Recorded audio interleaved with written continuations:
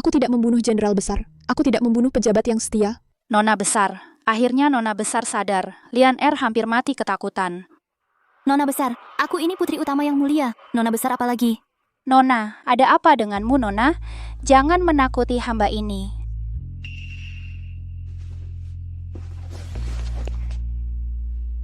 Aku ternyata tidak mati. Kamu siapa? Ini tempat apa lagi? Nona, ini adalah kediaman keluarga Xie. Anda adalah putri sulung sah dari Menteri Zhongshu, Xie Jinshu.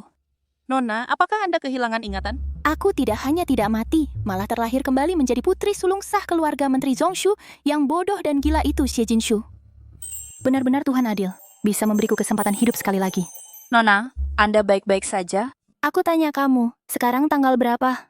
Tanggal 8 bulan 4 tahun ke-8 Zhenge. Putri Zhao yang sudah mangkat.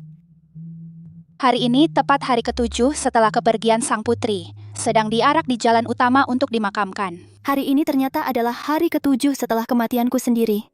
Karena aku hidup sekali lagi, tidak boleh menyia-nyiakannya. Kebaikan Tuhan, aku tidak hanya akan menyelidiki kematian Jenderal Penjaga Negara, Pak Jiang Huayan, tapi juga akan membalas dendam untuk diriku sendiri. Nona,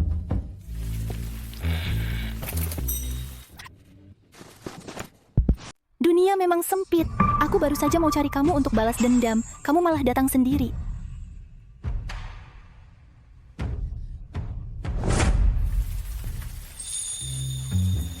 Di siang hari bolong, sungguh tidak pantas. Yang jelas-jelas salah itu kamu. Sudah mengambil keuntungan dariku, masih menyalahkanku. Sungguh memalukan. Kamu, Jiang Huaijin itu jago silat, dan kekuasaannya sangat besar. Kalau mau balas dendam, lebih baik langsung menikah dengannya, lalu cari kesempatan untuk membunuhnya. Tuan muda, mungkin karena tadi aku jatuh.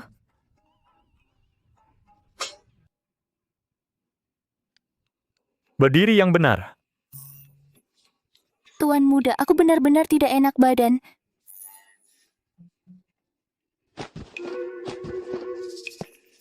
Kukira Adipati Wei Guo yang terhormat itu seorang pria terhormat. Ternyata juga orang yang tidak bermoral. Kamu kenal aku? Kan Anda yang membunuh sang putri mahkota, pahlawan besar. Di dunia ini, berapa orang yang tidak mengenalmu? Tak kira kabarnya tersiar secepat ini. Aku tidak akan menikahimu. Di dunia ini belum ada yang bisa memaksa Jiang Huaijin. Oh ya? Kalau begitu, ayo kita bertaruh. Aku tidak hanya akan membuatmu menikahiku, tapi juga akan kau jemput dengan usungan 8 orang. Baik. Kita lihat saja nanti.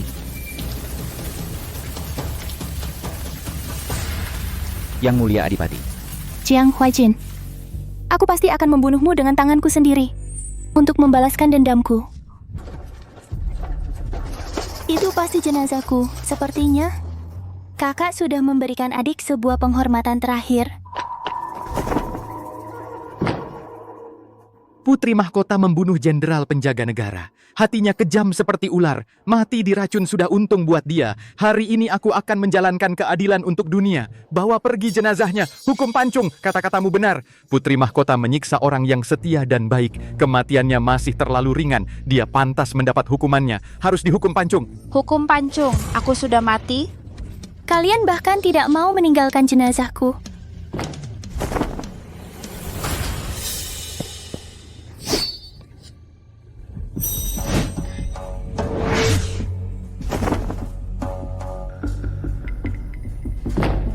Wei Guogong, Anda berjasa membunuh putri mahkota. Sekarang Anda pasti tidak ingin menghalangi kami menjalankan keadilan, kan? Yang mati harus dihormati. Mengganggu peti mati adalah dosa besar. Yang membunuhnya adalah Anda. Sekarang yang melindunginya juga Anda. Anda juga tahu yang terbaring di dalam peti mati ini adalah si kecil yang penuh dosa. Kalau Anda menolak penghormatan dan memilih hukuman, jangan salahkan kami jika tidak sungkan-sungkan. Iya, Jiang Huaijin. Kamu yakin aku yang membunuh ayahmu? Aku mati. Seharusnya kamu senang, bukan? Sekarang malah datang melindungi jenazahku untuk apa? Mungkinkah ada hal lain di balik ini yang tidak ku ketahui?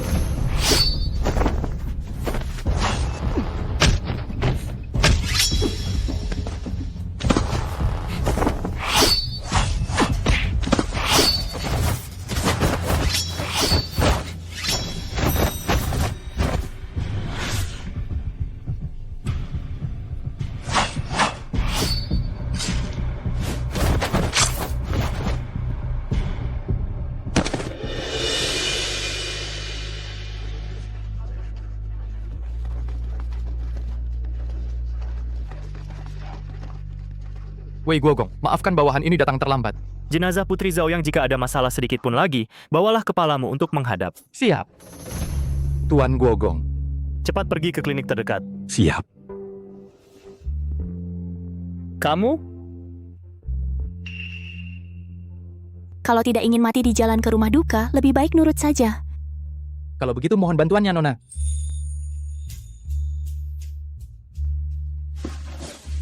Jangan sentuh aku. Kalau aku tidak menyentuhmu, bagaimana bisa menghentikan darah dan memberi obat?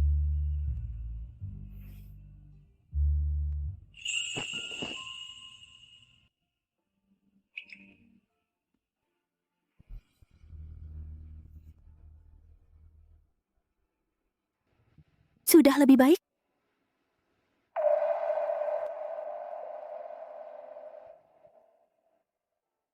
Kutanya, sudah lebih baik belum? Jiang Huaijin. Sekarang adalah waktu yang tepat untuk membunuh Jiang Huaijin. Waktu yang tepat. Haruskah aku benar-benar menyelamatkannya? Sudahlah, selamatkan dulu nyawanya. Setelah aku menyelidiki penyebab kematian jenderal yang sebenarnya, baru ambil nyawanya juga tidak terlambat.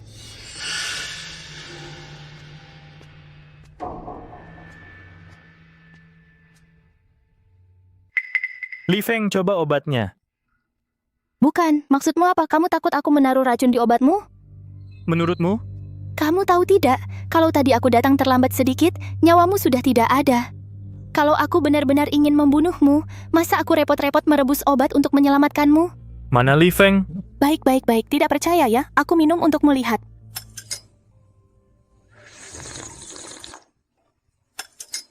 Sekarang bagaimana? Aku suruh kamu coba sedikit. Siapa suruh kamu coba 1 mangkuk? Kamu ini benar-benar banyak tingkah. Pokoknya, kamu mau minum atau tidak?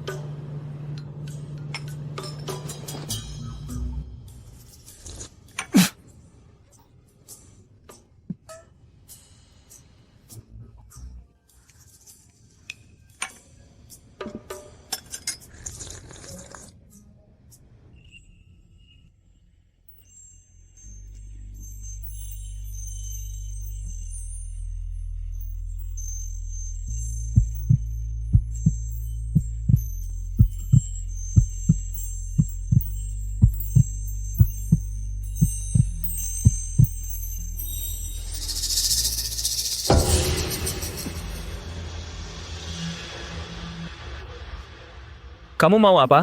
Aku menyuapimu minum obat. Bukan. Dalam kondisimu yang sekarang ini, apa yang bisa kulakukan padamu? Kamu tidak tahu malu. Apa maksudmu menggangguku seperti ini? Karena kamu bertanya, maka akan kuberitahu yang sebenarnya. Aku suka padamu. Kenapa? Kurang sopan ya? Baik. Kalau begitu aku ganti dengan yang lebih halus. Cermin dan orang pergi bersama. Cermin kembali, orang tak kembali. Bayangan Chang'e tak terlihat lagi. Kosong tersisa. Cahaya bulan yang terang. Kamu sebenarnya siapa? Bagaimana kamu bisa tahu puisi ini?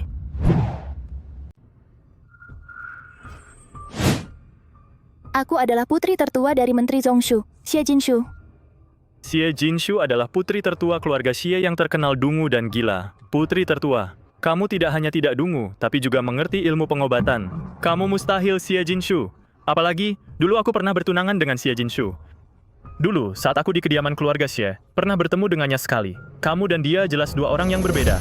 Kalau tidak percaya, ya sudah. Karena kamu tidak berminat, besok antarkan aku kembali ke kediaman keluarga Xie. Lagi pula, kita berdua laki-laki dan perempuan sendirian di satu ruangan. Aku tidak mau pulang dengan status yang tidak jelas dan dicela orang.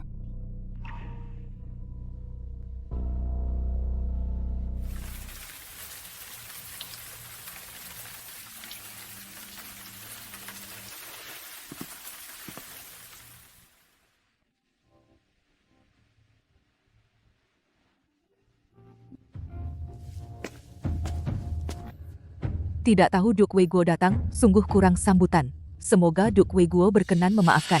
Kemarin aku di jalan utama, kebetulan bertemu dengan nona tertua. Melihatnya tersesat, hari ini sengaja mengantarnya pulang ke kediaman. Dia memang adalah nona tertua keluarga Xie. Sudah bertahun-tahun pikirannya tidak waras. Jika ada yang menyinggung Duk Weiguo, harap dimaafkan. Mamak Feng, cepat bawa nona pulang. Baik, Nyonya. Kamu mau apa? Kamu menyakitiku, lepaskan. Nona takut sakit, ikut hamba cepat masuk. Kalau tidak, hamba tidak akan sungkan lagi. Jika Duke Weiguo tidak keberatan, silakan masuk ke rumah kami untuk minum secangkir teh. Hari ini hujan, tidak usah merepotkan.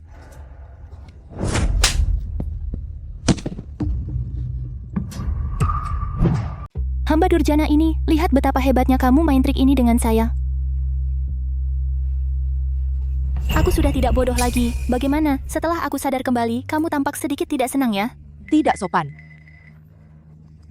Putri kecil mungkin baru saja kembali sadar. Jika ada hal yang kurang sopan, mohon Duke Wei memaafkan.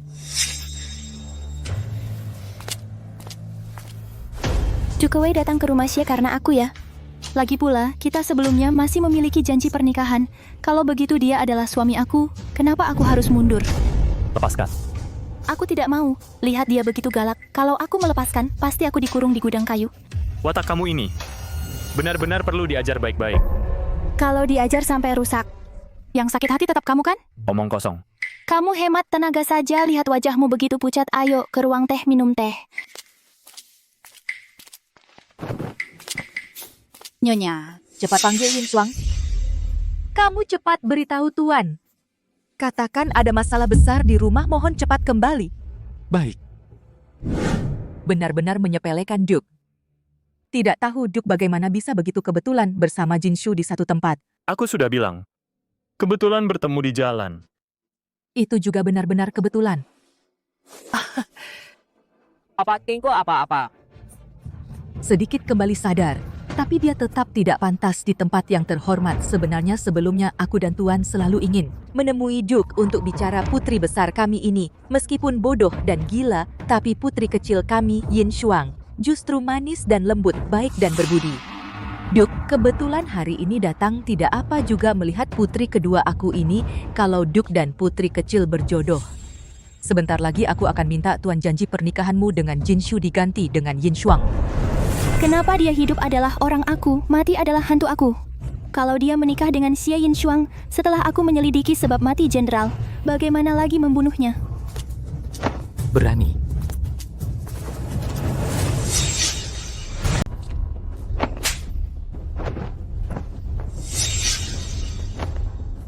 Tuan Xie? Hormat pada Adipati Wei.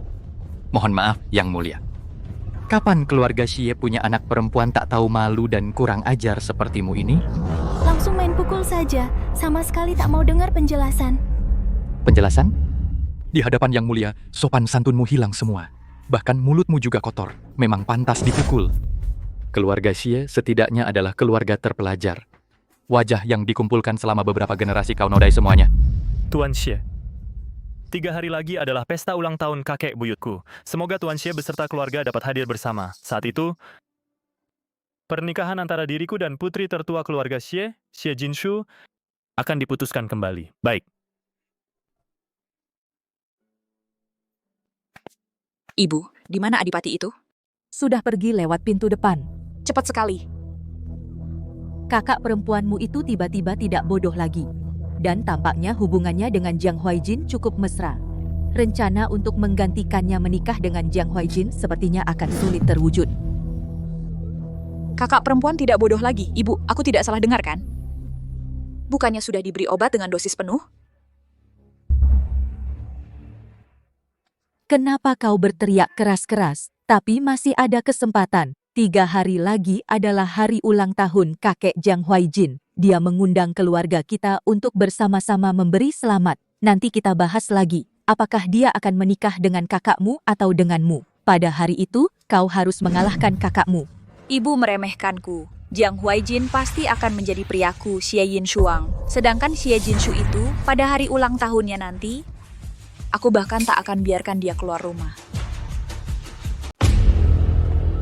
Anak durhaka itu belum keluar. Aku baru kirim orang untuk melihat. Kakaknya masih tidur. Sungguh memalukan. Sudah segini waktunya. Dia ternyata masih tidur. Ayo pergi, tinggalkan saja dia. Kita pergi ke keluarga Jiang.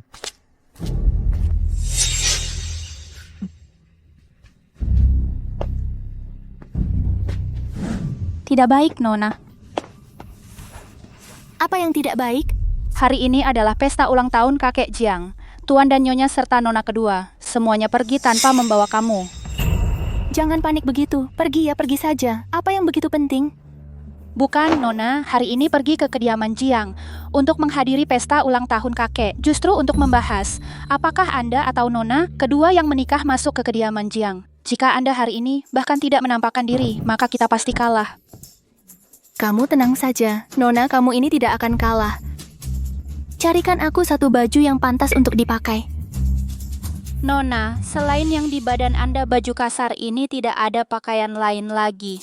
Kalau jepit rambut itu, Tidak ada. lalu yang bisa dipamerkan hadiah ulang tahun? Juga tidak ada. Lalu aku punya apa? Selain itu, di dalam kediaman ini tidak ada barang lain lagi. Lebih baik aku mati saja. Lahir di tubuh yang tidak berguna. Tidak ada apa-apa. Ada ide. Nona, kamu punya cara? Bukankah itu hanya baju mewah, jepit rambut, dan hadiah ulang tahun? Kalian tunggu saja. Shuanger memberi salam kepada kakek Jiang.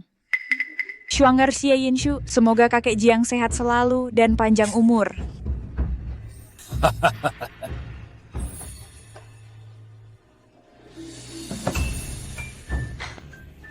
Nona baik sekali. Sudah seharusnya. Silakan duduk.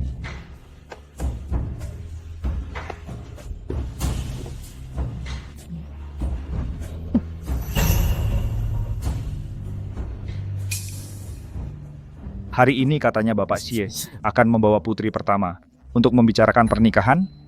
Kenapa tidak kelihatan? Jinshu, di mana dia? Kakek Jiang, kakak hari ini sedikit lebih sadar. Tetapi hari ini, di rumah lagi sakit dan mengamuk. Meneriak dan memukul para pelayan. Aku takut mengganggu acara kakek Jiang. Shuanger bersama ayah dan ibu, lalu berani tidak membawa kakak datang. Harap kakek Jiang bisa memaafkan ketidaksopanan kami. Jika ingin menyalahkan, salahkan Shuanger saja. Jinshu itu sakit lagi? Sayang sekali. Shuanger lebih paham. Jinar, bagaimana jika pernikahanmu dengan Jinshu itu dibatalkan saja? Aku lihat Yinshu tidak buruk. Bagaimana jika pernikahanmu dengan Jinshu diubah dengan Yinshu? Putri pertama keluarga Xie Jinshu telah datang.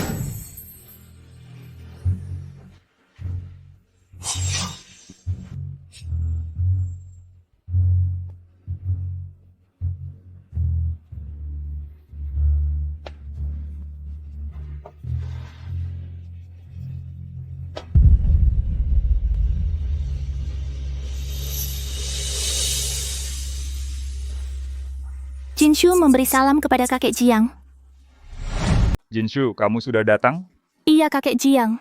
Hari ini saya juga membawakan untuk kakek lukisan pemandangan Gunung Fuchun yang paling kakek sukai sebagai hadiah ulang tahun. Saya pernah mendengar kakek Jiang sudah mencari lukisan ini bertahun-tahun. Jadi hari ini saya pergi mencari lukisan ini, menghabiskan waktu cukup lama. Mohon maafkan saya kakek Jiang atas keterlambatan saya datang. Tidak mungkin. Tidak kusangka bertahun-tahun lalu, saya hanya sekadar menyinggungnya padamu. Kamu malah ingat sampai hari ini.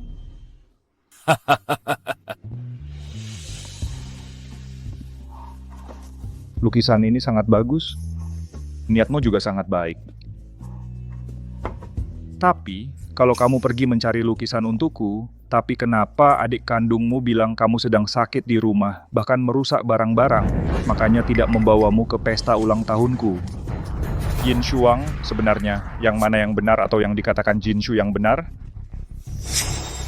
Kakek Jiang, setiap kata yang Yin Shuang ucapkan adalah benar. Mungkin kakak tiba-tiba sembuh dari sakitnya baru bisa datang ke pesta. Kakek Jiang, tidak peduli siapa yang jujur, siapa yang bohong, itu tidak penting. Yang penting adalah Jinshu bisa datang tepat waktu untuk mengantarkan hadiah ulang tahun. Bagi Jinshu, itulah yang paling penting. Benar-benar, Jinshu benar. Baik, menurutku Jinshu sudah hampir sembuh total. Huai Jin, bagaimana kalau pernikahanmu dengan Jinshu? Kakek, baru saja lewat 7 hari kematian putri tertua. Saya rasa cucu tidak pantas terlalu cepat menikahi Nona Jinshu. Penyihir itu sudah mati pun masih membuat orang tidak tenang. Sudahlah, setelah 100 hari kematiannya berlalu, kamu harus segera menikahi Jinshu. Cucu mengerti. Kudengar kamu menikahi putri tertua. Kalau tidak menyukainya, lalu mengapa menikahinya? Saya adalah tunanganmu. Bagaimana bisa tidak ada hubungannya dengan saya? Orang seperti dia, yang kejahatannya tak terampuni sudah mati. Seharusnya kamu senang. Kenapa wajahmu muram sekali? Nianci, seburuk-buruknya dia. Bukan urusanmu untuk mengomentarinya.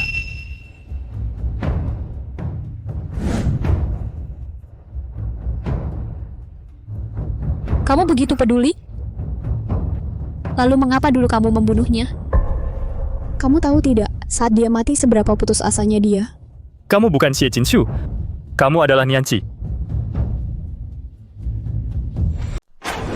Aku bukan putri mahkota. Harap Bapak Pangeran bisa menjaga sikap.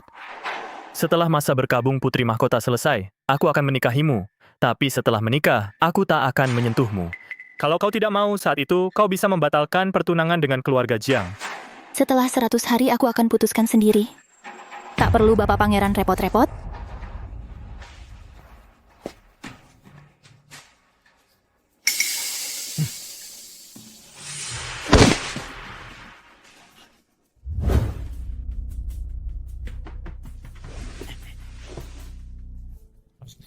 Orangnya sudah kubawa. Xie Yin Shuang, apa yang kau mau lakukan? Apa yang mau kulakukan? Tentu saja membunuhmu. Aku danmu tidak ada permusuhan. Berdasarkan apa kau mau membunuhku? Xie Jinshu. Kau ini kan seorang nona gila yang baik-baik saja. Kenapa harus merebut priaku? Kalau tidak kubunuh, masa harus kubiarkan? Kita pergi. Baik.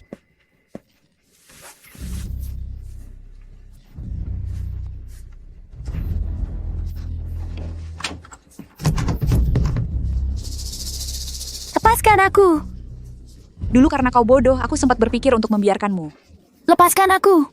Tapi sekarang kau sudah tidak bodoh lagi. Xie Yin Shuang, lepaskan aku! Maka kau tak perlu hidup lagi.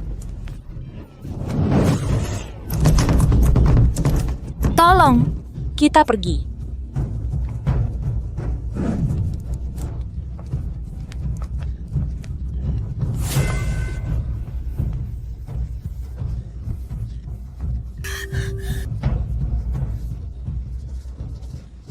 Tolong! Selamatkan aku tidak mau mati lagi. Gawat! Gudang kebakaran. Cepat padamkan api. Cepat. Xie Jinshu, apa kau ada di dalam? Jiang Huaijin, aku di sini. Tolong! Xie Jinshu.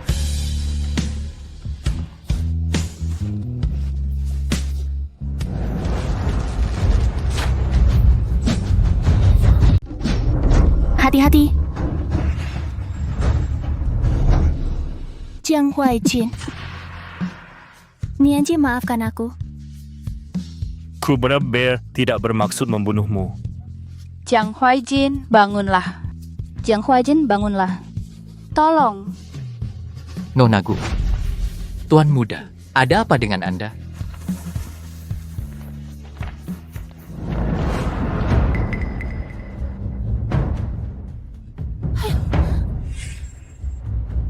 Bagaimana mungkin Jiang Huaijin bersama? Mungkinkah dia yang menyelamatkannya? Ini saja masih tidak mati. Bagaimana kondisi Huai Jin? Lapor, Tuan. Tuan muda sudah lepas dari bahaya. Hanya terkena benturan di punggung. Tabib sedang mengobati luka Tuan muda. Bagaimana bisa sampai seperti ini? Li Feng, kau periksa, gudang di taman belakang ini. Sudah bertahun-tahun tidak ada yang ke sana. Bagaimana bisa tiba-tiba terjadi kebakaran? Baik. Nona Xie kedua, kamu ada yang ingin dikatakan? Kakek Jiang, aku ada sesuatu ingin dikatakan. Tidak tahu apakah pantas untuk diucapkan. Ini tentang Jinshu dan Huaijin dan insiden di gudang. Katakan saja, tidak apa-apa. Kalau salah bicara, kakek Jiang tidak akan menyalahkanmu. Sebenarnya kebakaran di gudang ini pelaku di baliknya aku melihatnya. Benarkah? Siapa dia? Yaitu dengan kakak perempuan kekasih yang diam-diam bertemu. Apa? Anak durhaka, memalukan keluarga Jiang. Tuan Xie. Katakan aku berselingkuh ya, ada buktinya? Saya ada saksi. Pelayan ini juga melihatnya. Kalian tidak percaya padaku, tapi percaya pada pelayan kan?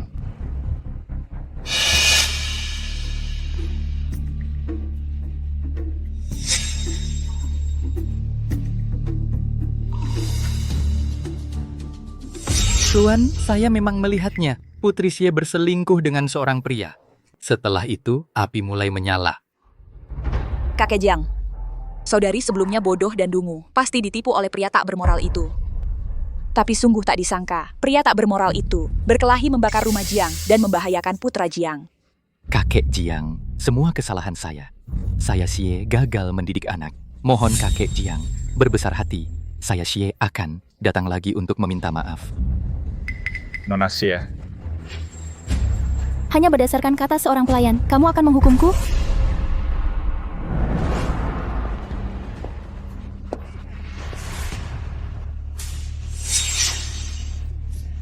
Kamu tidak mendapat perhatian kakek Jiang. Pertama menipu aku ke gudang, ingin membakar aku sampai mati.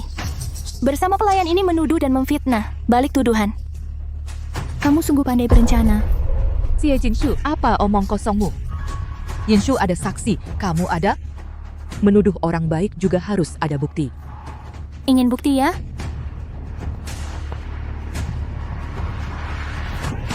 Ini buktinya. Ambil.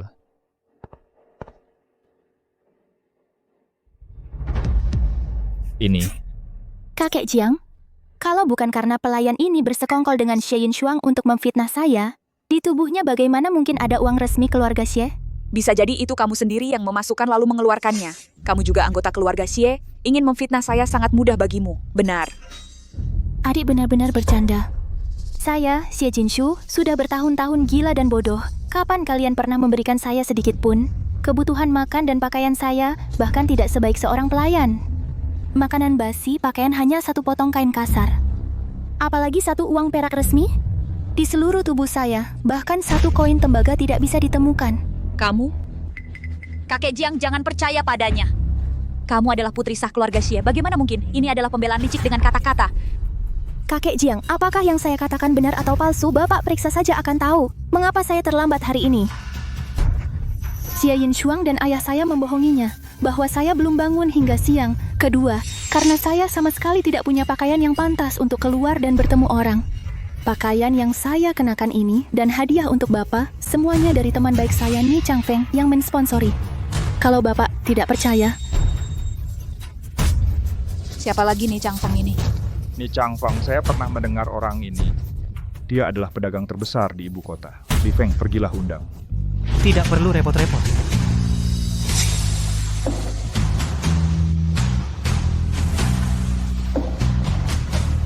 Bapak Jiang Ni datang tanpa diundang. Sungguh, terhadap Jinshu, adik angkat ini tidak bisa tenang. Xie Yato baru-baru ini sadarnya pulih. Kapan kau mengenalnya? Memang belum lama kenal. Beberapa hari yang lalu, Xie Jinshu hilang dari kediaman keluarga Xie. Kebetulan aku bertemu dengannya di jalan. Aku lihat dia memakai baju kasar. Kukira dia pelayan atau pembantu di suatu rumah. Kasihan sekali. Lalu kuangkat dia sebagai adik angkat. Tak disangka dia ternyata adalah putri sah keluarga Xie. Xie Yato, kau sudah menderita. Hari ini adik angkatku datang ke tokoku, buru-buru mencariku. Katanya ingin segera menghadiri pesta ulang tahun Bapak Jiang, tapi dia tidak punya uang, tidak ada pakaian mewah. Juga tidak ada perhiasan yang pantas dipakai, apalagi hadiah ulang tahun untuk Bapak Jiang. Karena itulah dia minta tolong padaku untuk menyiapkan semua ini. Chang Feng khawatir adik angkatku datang sendirian tidak sopan. Karena itulah aku datang tanpa diundang. Semoga Bapak Jiang berkenan memaafkan. Li Feng, cepat, persilakan Tuan Ye duduk di tempat terhormat. Baik. Tuan Ni, silakan.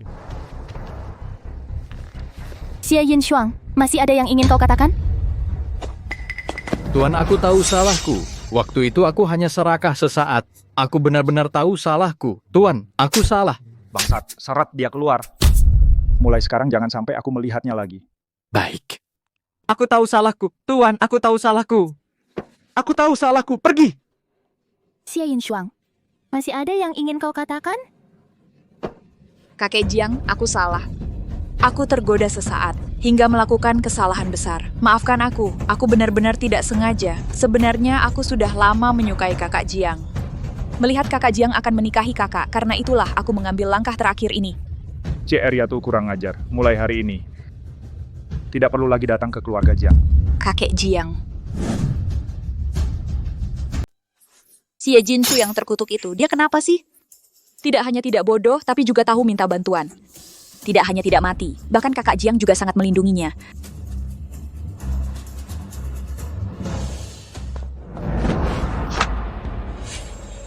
Ibu,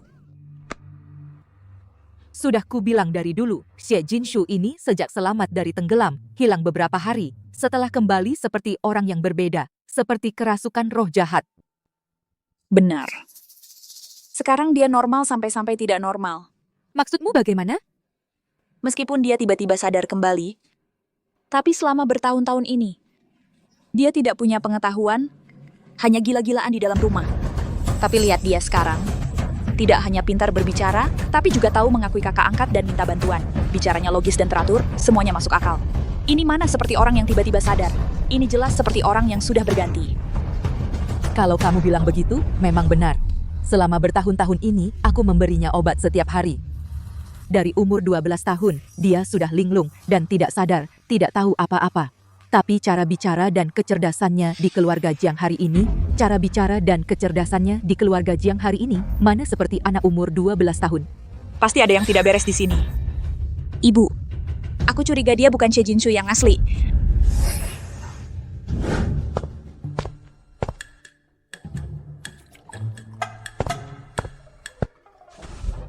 Siapa? Kamu ngapain? Oh, Chang Feng, ternyata kamu. Kamu tiba-tiba memelukku, aku kira ada preman.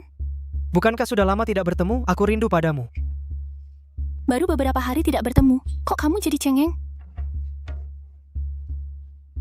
Pagi ini aku hanya berlari ke sini untuk menceritakan beberapa hal memalukan yang sudah lama. Kamu ternyata langsung mengenaliku sebagai Zhao Yang. Tentu saja. Kita berdua kan teman sejak kecil tumbuh bersama. Bahkan jika kamu ganti kulit, aku tetap bisa mengenalimu. Hebat. Tapi... Nah, Jiang Huaijin itu tidak mengenalimu. Lihatlah kamu. Selain wajahmu yang agak berbeda, yang lain sama seperti dulu, hampir persis sama. Dia adalah pembunuhku. Dia ingin aku cepat mati.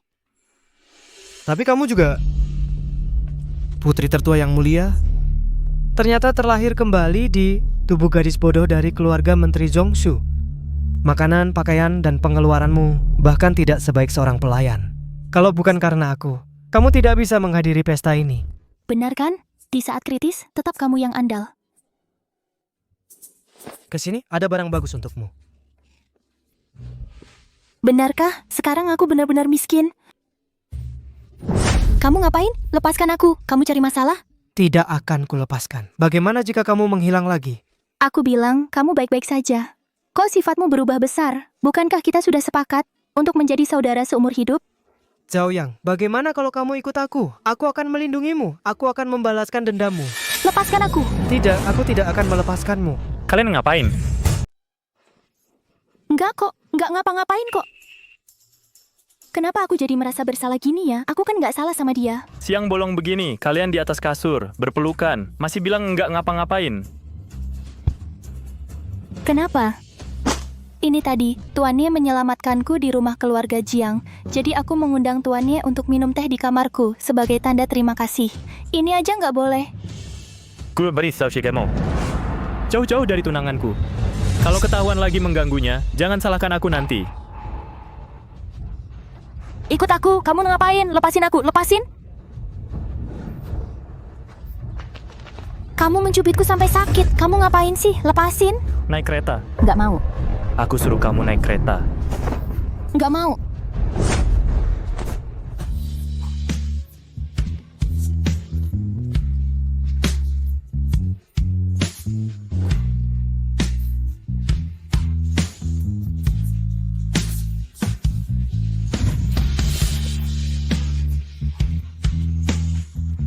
Pangeran Guo, luka Anda? Nggak apa-apa.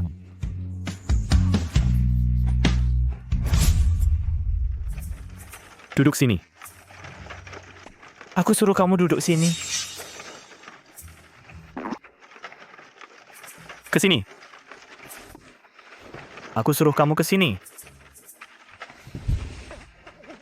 Jarak segini cukup kan? Ribet banget sih. Olesin obat. Masa sih kamu panggil aku keluar cuma buat ngobatin luka kamu? Jangan banyak omong. Aku nggak percaya sama orang lain.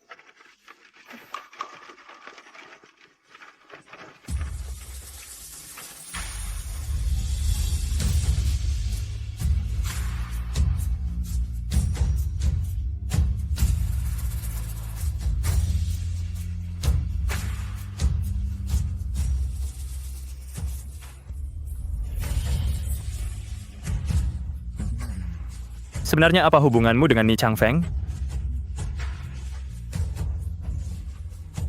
Sudah kuduga kamu hari ini kok aneh banget. Jiang Huaijin, jangan-jangan kamu cemburu? Kamu. Aku akan cemburu padamu. Kamu tetap tunangan aku. Di siang hari bolong. Kamu dengan pria dari keluarga pedagang, berpelukan. Aku bisa diam saja? Oh. Kalau begitu, kamu mengaku aku adalah tunangan kamu? Kakekku suka. Aku tidak bisa membangkang.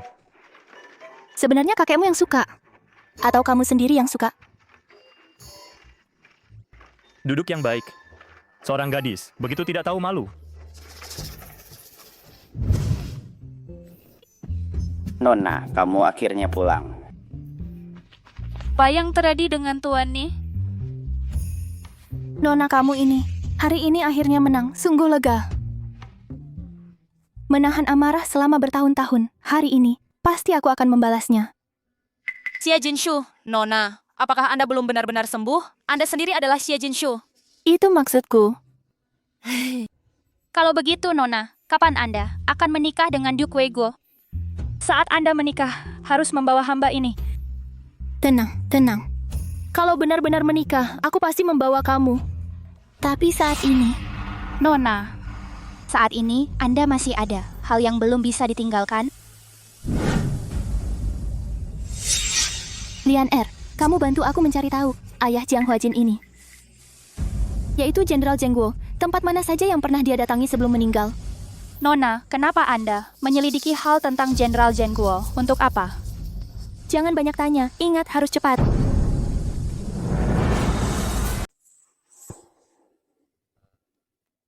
Kamu yakin? Sang jenderal sebelum meninggal tempat terakhir yang didatanginya adalah sini? Benar-benar pasti.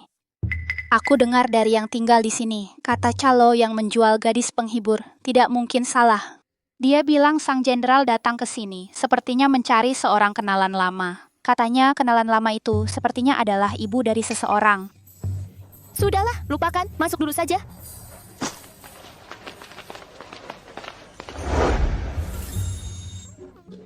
Tuan muda, pertama kali datang ya, bilang ke Mama. Suka dengan gadis kami yang mana?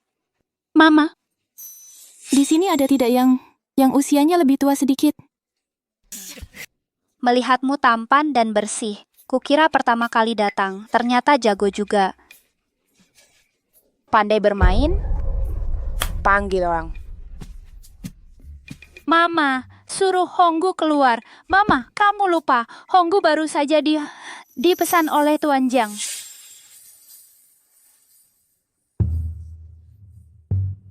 Karena Honggu sudah ada janji. Kalau begitu, datang lain kali saja. Kami masih punya satu lagi. Kabur. Benar-benar nasib sial bertemu. Menyelidiki kasus saja bisa bertemu. Nona Xie, Adipati Weguo memanggil. Nona.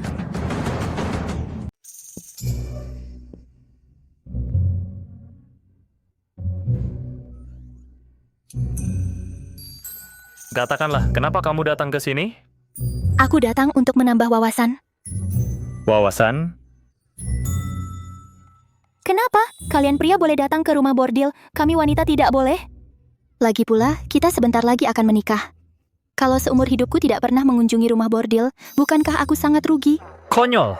Konyol? Kamu tidak konyol? Kamu sudah punya aku, kenapa kamu datang ke tempat seperti ini? Aku datang untuk menyelidiki kasus.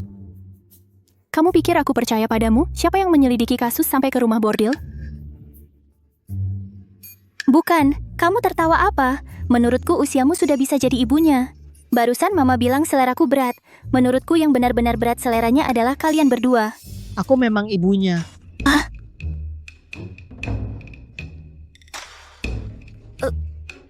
Benar-benar? Asli, tidak palsu. Celaka, aku sengsara. Pernikahan belum terjadi, ibu mertua masa depan sudah tersinggung dulu.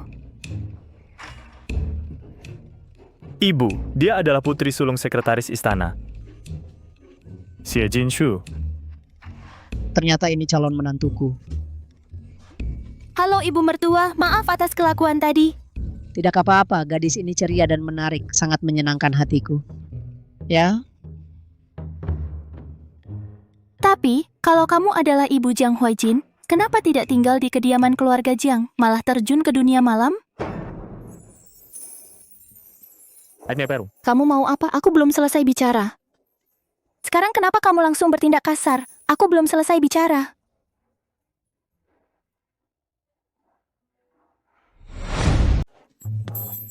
Kamu mau apa? Tanpa perintah saya, jangan mendekati tempat ini. Kenapa? Aku belum menikah denganmu. Bahkan kebebasan pribadi aku tidak diizinkan.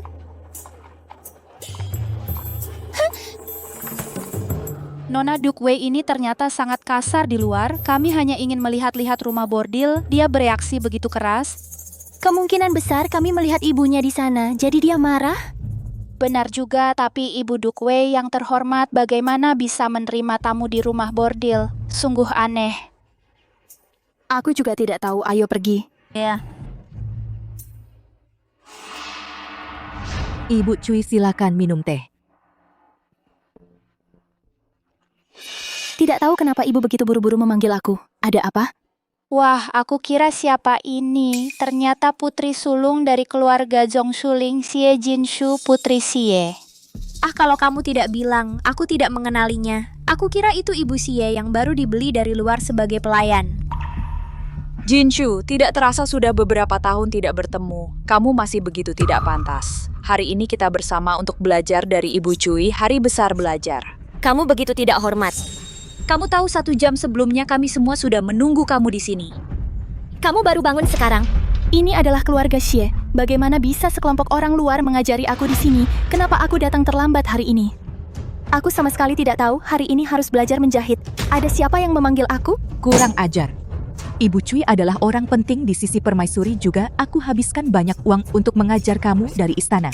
Kamu tidak hanya terlambat sekarang masih mencari alasan. Kamu jelas tidak menghormati Ibu Cui, bawakan hukum keluarga untuk aku. Kenapa? Kakak saat ini, janganlah membantah ibu lagi. Meskipun hari ini kamu tidak tahu Ibu Cui akan datang, juga seharusnya tidak bangun terlambat seperti ini. Bagaimanapun juga, ini salah kakak. Menurutku, kamu minta maaf saja pada ibu. Masalah ini akan selesai. Kamu pura-pura baik di sini ya. Ibu Cui datang hari ini. Hal sepenting ini aku tidak tahu. Bukankah karena kalian ingin membuatku malu? Aku justru tidak mau. Ibu Cui, anak perempuan Xie Jinshu, tidak menyambut dari jauh. Mohon maaf, mohon dimaklumi. Tidak apa-apa. Hari ini di istana ada waktu luang, permaisuri baru mengizinkanku keluar sebentar sore ini. Ibu Cui, Anda terlalu baik hati. Anak perempuan durhaka saya ini biasanya tidak patuh pada didikan. Jika Anda begitu mudah memaafkannya, nanti saat Anda benar-benar mengajar, dia belum tentu akan membuat masalah apa. Ini kalau begitu maksud Nyonya Xie adalah Anda ingin saya memberinya hukuman keluarga. Anak perempuan durhaka saya ini sangat bandel. Pukuli dia sekali maka dia akan patuh. Ibu Cui, terlepas dari apakah anak perempuan ini tahu atau tidak, tetapi datang terlambat memang salah anak perempuan ini, mohon ibu memaafkan. Jika ibu merasa masih kurang, maka anak perempuan ini akan mendengarkan nasihat ibu dengan sungguh-sungguh. Dengan cara apa Anda ingin saya memberi ganti rugi sesuai kehendak Anda? Anak perempuan ini pasti tidak akan mengeluh sedikit pun. Tidak apa-apa, tidak apa-apa. Hal kecil seperti ini tidak perlu sampai memukul orang. Nanti Nona Jinshu belajarlah sulam dengan baik dari hamba, barulah yang benar. Baiklah. Kalau begitu mari kita bertaruh. Bertaruh apa? Jika nanti setelah Ibu Cui selesai mengajar ada satu orang di antara kita yang sulamannya paling buruk, maka harus minta maaf dan memberi ganti rugi pada Ibu Cui dan dipukul 20 kali. Baik, sepakat.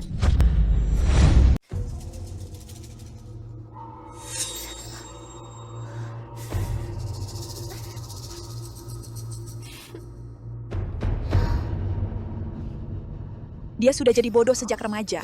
Dia tidak pernah belajar menjahit atau menyulam. Dia benar-benar bisa atau hanya pura-pura. Bukannya kamu bilang dia bodoh, dia benar-benar bisa. Dia hanya berpura-pura. Kamu benar-benar percaya? Kerajinan tangan wanita adalah teknik tertua yang masih kita lestarikan, dan juga teknik yang paling sulit.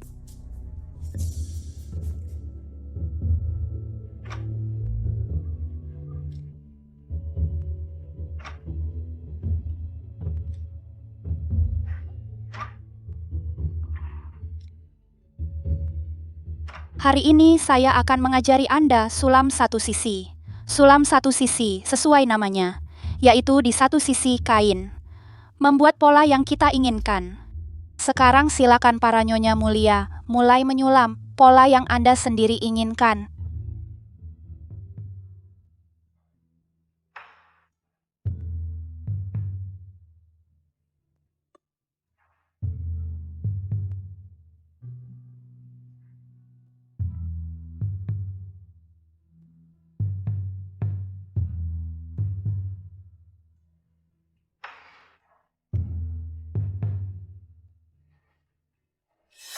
Jalur benangmu berantakan, sudah setengah jam. Bahkan garis dasar gambar belum dibuat. Sudah kubilang dia tidak cocok, sayang sekali. Kain Shujin kelas atas yang begitu bagus ini. Betul, kain yang begitu bagus. Tapi diberikan kepada orang kasar seperti ini. Sungguh merusak barang langka. Ah kak, aku sarankan kamu lebih baik berhenti sekarang. Aku dan ibu mungkin bisa membujuk untukmu. Supaya kamu tidak dipukul 20 kali. Kalau tidak, dipukul 10 kali saja sebagai simbol. Betul. Siapa bilang aku tidak bisa menyulam? Waktu belum habis, jangan terlalu bersemangat dulu. Kalau nggak mau terima ya sudah, nanti kamu akan merasakan akibatnya.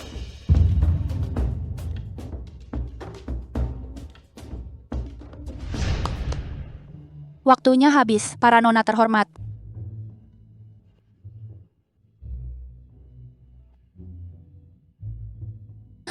Bagus, jahitannya rapi, dasarnya kuat.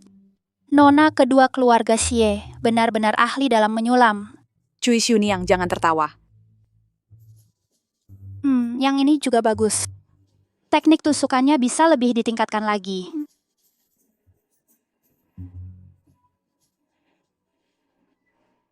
Jalur benangnya longgar dan berantakan, tidak berbentuk. Sayang sekali kain bagus ini terbuang percuma. Ibu, ini belum hasil jadiku. Bukan. Bukan hasil jadinya pun, lalu bagaimana? Tetap saja hasilnya hanya benang kusut.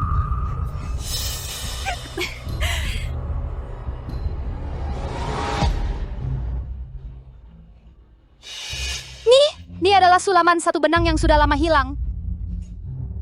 Bukan cuma itu.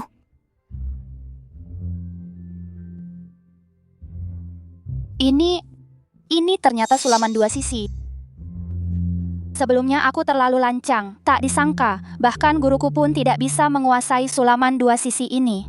Nona Xie ternyata sangat mahir. Tolong terima aku sebagai muridmu. Aduh. Tidak bisa. Keahlian Ibu Cui sungguh luar biasa. Di hadapan ibu, saya hanya seperti menunjukkan keterampilan yang buruk di depan ahli. Bagaimana bisa menjadi guru Anda? Tidak mungkin, ini tidak mungkin. Bagaimana bisa tidak mungkin? Bagaimana? Apakah hal yang tidak bisa kamu lakukan semua orang di dunia tidak akan bisa melakukannya? Kamu curang. Curang? Saya menyulam di bawah mata kalian. Sebelum saya menyelesaikan dengan sukses, bukankah kalian mengatakan saya tidak bisa menyulam? Bagaimana? Sekarang saya sudah menyulamnya, kamu langsung mengatakan saya curang? Aduh, mungkinkah saya pernah menyulam sebelumnya? Semua kalian menghilang, tidak melihat? Nona kedua keluarga Xie. Dari saat pertama masuk, Anda selalu menargetkan nona utama. Meskipun saya dan nona utama hanya pernah bertemu sekali, tetapi dari sulamannya, dia pasti seseorang dengan kemampuan nyata. Orang yang tenang dan bisa menahan diri. Meskipun sulamanmu juga sangat bagus, tetapi setiap jahitan dan garis penuh dengan aura kegelisahan. Lihat lagi jari-jari kamu, juga bukan orang dengan talenta luar biasa. Sulamannya menunjukkan karakter seseorang. Harap nona kedua selain sulaman, juga harus mengasah hati dan pikiran dengan baik. Kamu, ibu pengasuh benar. Anak Yin Shuang ini hanya sedikit tidak sabar, tetapi dengan sedikit bimbingan juga bisa. Kemenangan sulaman hari ini sudah jelas terlihat.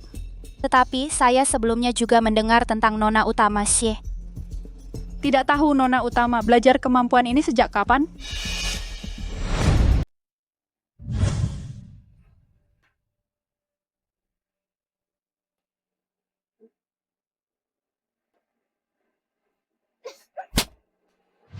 Pekerjaan sulam yang kecil, kamu bahkan tidak bisa melakukannya dengan baik. Apalagi yang bisa kamu lakukan? Tolong, jangan pukul aku. Jangan pukul aku pasti akan menyulam dengan baik.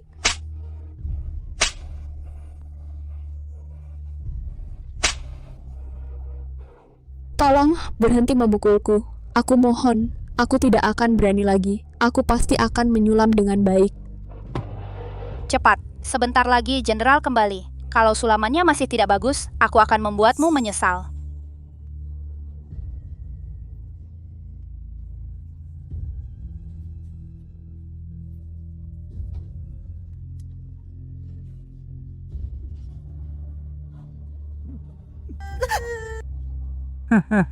Jenderal, aku mohon jangan sentuh aku. Sayang, aku sentuh kamu. Itu berarti aku menghargaimu. Jenderal, dia sepertinya keguguran. Lalu apa dengan keguguran? Kamu yang manis seperti ini masih tidak pantas mengandung anakku, Sang Jenderal.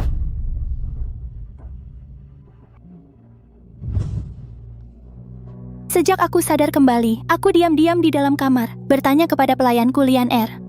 Setiap hari rajin berlatih, jadi baru bisa menguasai keterampilan ini.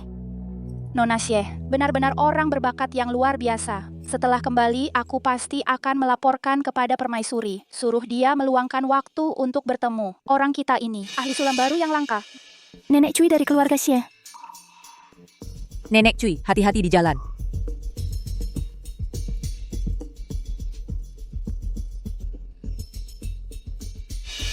Nenek Cui masih mau membawa si bodoh ini. Merekomendasikan kepada permaisuri. Ini tidak boleh. Si manis ini selalu merusak rencanaku. Lihat bagaimana aku menghadapimu. Apa sih kita kalah oleh seorang idiot? Kita kalah oleh seorang idiot? Ini karena ada orang yang bilang saudaranya sendiri tidak bisa apa-apa. Ini karena ada orang yang bilang saudaranya sendiri tidak bisa apa-apa dan tidak tahu apa-apa. Membuat kita malu besar di sini. Membuat kita malu besar di sini. Nona, apa yang Anda bicarakan? Memanggil Cui Xiuniang. Bukan untuk mengajari Anda sedikit keterampilan menjahit, bukan untuk mengajari Anda sedikit keterampilan menjahit. Tidak terlalu dramatis. Benar-benar menjijikan. Kita pergi. Nona.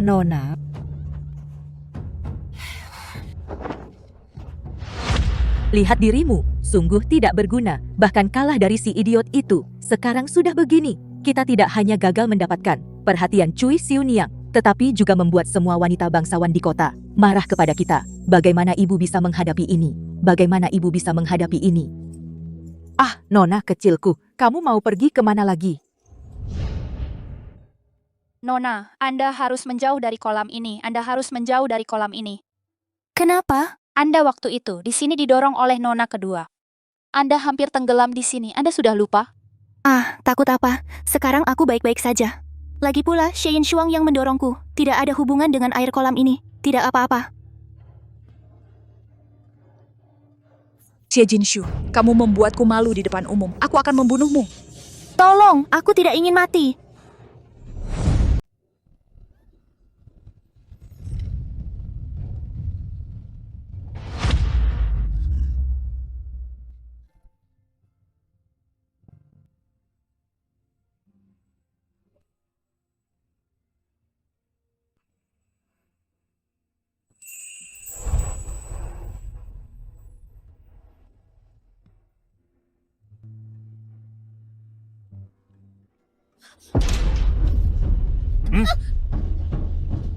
Siang hari bolong, di bawah langit yang cerah, putri kedua keluarga Xie berani melakukan kekerasan di siang hari, benar-benar tidak menghormati hukum. Marquis Wei, mohon maklum aku hanya main-main dengan kakak, tidak bermaksud mendorongnya jatuh. Main-main saya melihatnya langsung masih berani membantah. Aku. Ibu. Marquis Wei kalian. Nyonya Xie datang tepat pada waktunya. Putri kedua keluarga Anda ini hampir mendorong putri pertama ke dalam danau, berusaha membunuh ini. Harus dihukum apa? Marquis Wei, mohon beri kelonggaran. Pasti anak saya main-main dengan kakaknya. Omong kosong. Sekarang saya tahu kenapa Xie Yinshuang berperilaku seperti itu. Semua karena didikan ibu seperti Anda yang memberikannya. Marquis Wei, ada masalah nyonya pingsan.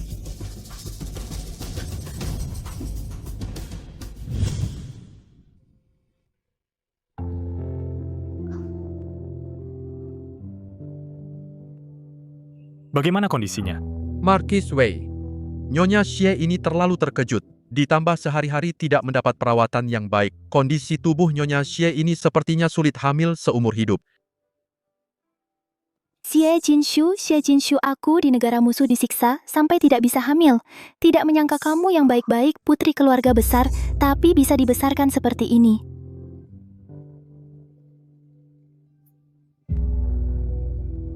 Kondisi tubuhku aku tahu. Tak bisa sembuh, kamu pergi. Mulai sekarang, aku juga tidak akan terus mengganggu kamu. Meminta kamu menikahi aku. Lagi pula tubuhku sendiri seperti ini tidak pantas menjadi istri Marquis Wei Anda. Siapa bilang aku tidak menikahi kamu? Wei Guogong. Aku tahu, kamu tidak suka kedua putriku ini. Kalau begitu, kamu juga tidak perlu memaksakan diri. Memaksakan diri? Di dunia ini, belum ada yang bisa memaksaku untuk melakukan hal yang tidak kuinginkan. Kalau aku bilang akan menikahimu, pasti akan kulakukan. Hal ini tidak perlu dibahas lagi. Tapi... Oh ya, adikmu yang sudah 2 kali mencoba membunuhmu ini, ingin kau apakan? Kakak, aku tahu salah. Aku sedang tidak sadar waktu itu. Kakakku mohon, bicaralah dengan Wei Guogong. Ampunilah aku. Aku benar-benar tahu salah, Kak. Sekali salah masih bisa dimaklumi. Tapi berulang kali merencanakan jahat terhadap kakak kandung sendiri. Apakah itu juga disebut sedang tidak sadar? Kurasa di dalam hati kau masih mengeluh kok kakak ini susah banget dibunuhnya. Wei Guogong, aku mohon padamu. Aku mohon padamu, mohon lepaskan putriku, mohon berikan kelonggaran, lepaskan dia, dia benar-benar sudah tahu salah. Jinshu, aku mohon padamu, aku mohon padamu. Aku mohon selamatkan adikmu. Lihat, kan kau masih hidup dengan baik, tidak mati? Sungguh tak tahu malu. Sudahlah. Aku tidak ingin menuntut lagi. Kamu benar-benar berpikir begitu? Tapi... Barusan kamu bilang mau menikahiku, benar atau tidak? Perkataanku tak bisa ditarik kembali. Baik, kalau begitu aku punya satu syarat. Katakan. Mulai hari ini, bawalah aku ke kediaman keluarga Jiang. Aku tidak ingin menikah dari keluarga Xie. Aku menikahimu tanpa mas kawin, tanpa mahar, tanpa barang bawaan. Kita berdua menjalankan upacara pernikahan, lalu selesailah pernikahan itu. Menurutmu, bisa tidak? Pulang.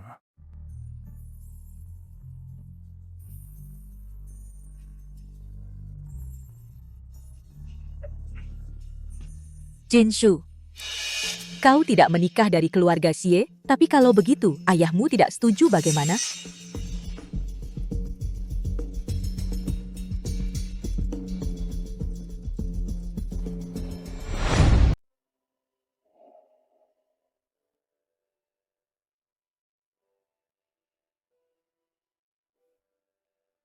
Jiang Huaijin, tak kusangka ya. Aku menikahimu lagi.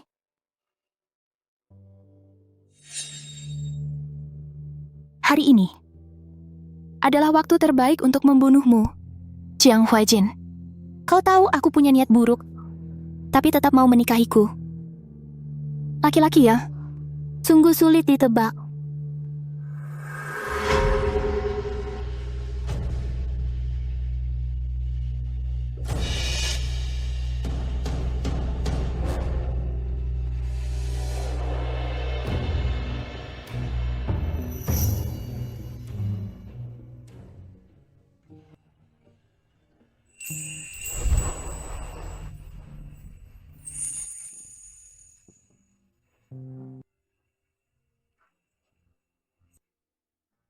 Kenapa? Ada sesuatu di wajahku? Tidak. Hanya mengingatkanku pada seorang kenalan lama. Oh ya? Mungkin aku bisa membuatmu mengingat lebih banyak.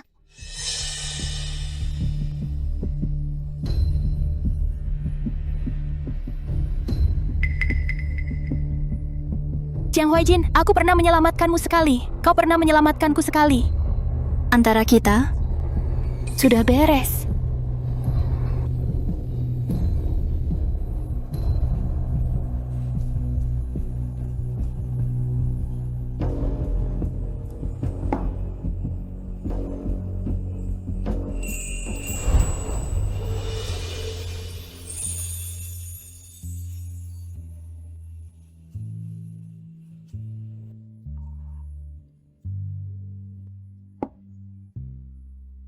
Kamu kenapa ini? Jiang Huaijin, pernahkah kau sedikit saja menyukaiku? Aku sudah menikahimu. Pertanyaan seperti ini tak perlu ditanyakan lagi. Tepatnya bukan menyukaiku, tapi menyukai Putri Xiaoyang. Jika jawabanmu memuaskanku, aku akan melepaskanmu. Jika tidak memuaskan, masa kamu bisa membunuhku?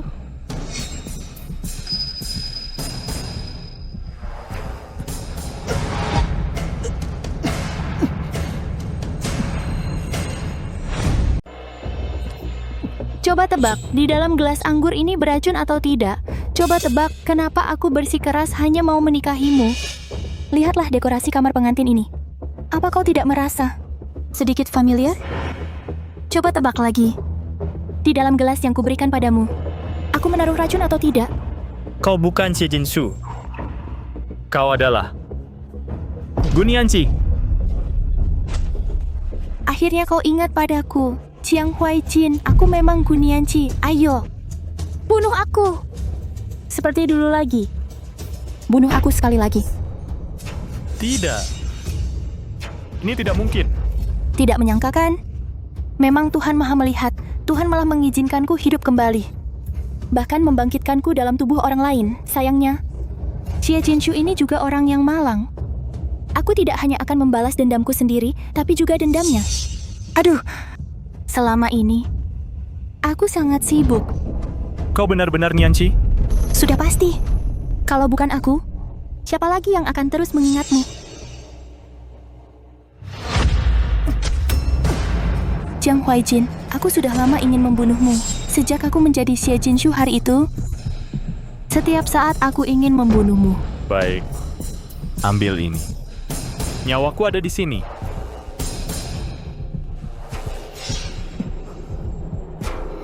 Sok suci sekali.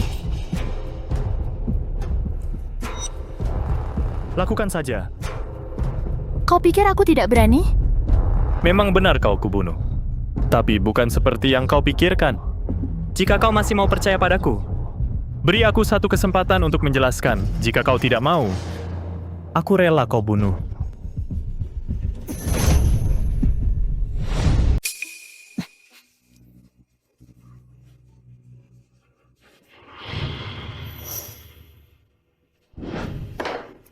Katakan, aku kasih kesempatan lagi buat kamu cari alasan. Buka peti mati. Ya. Celaka, Tuan. Obat pura-pura mati sudah diganti orang. Nianci. Kenyataannya seperti ini. Awalnya aku ingin pakai obat pura-pura mati untuk membawamu kabur, tapi tak kusangka obat ini sudah ditukar orang. Untungnya tidak pura-pura mati. Apa maksudnya? Kalau aku benar-benar pura-pura mati, maka seumur hidupku akan seperti tikus di jalanan, harus bersembunyi seumur hidup. Lebih baik mati saja. Tuhan memberiku kesempatan hidup lagi, itu adalah kesempatan untukku, untuk membersihkan namaku. Lalu apakah kamu akan memaafkanku?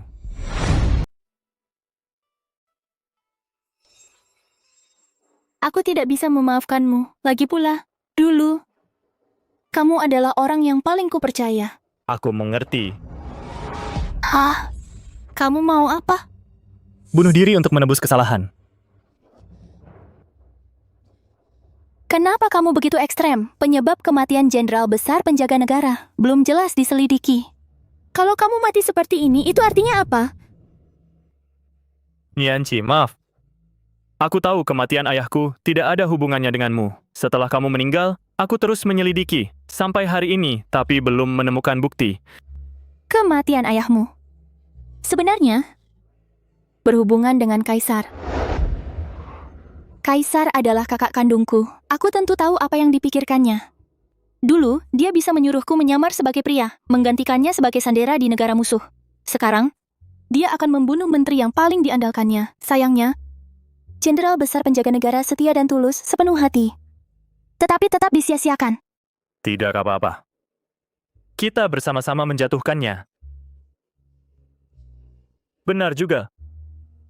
Dia adalah kakakmu. Kamu sudah menghabiskan begitu banyak membantunya naik takhta. Bukan berarti aku tidak ingin melawannya. Hanya saja saat itu nanti, pasti akan terjadi lagi pertumpahan darah. Tidak ada cara lain. Kita terjebak di dalamnya. Tidak punya pilihan lain. Buruk-buruk. Kenapa terburu-buru seperti ini? Tenang saja. Nona kedua, tebakanmu benar. Putri Zhaoyang, putri kaisar saat ini, dan Xie Jinshu itu. Ternyata mirip sekali. Apa?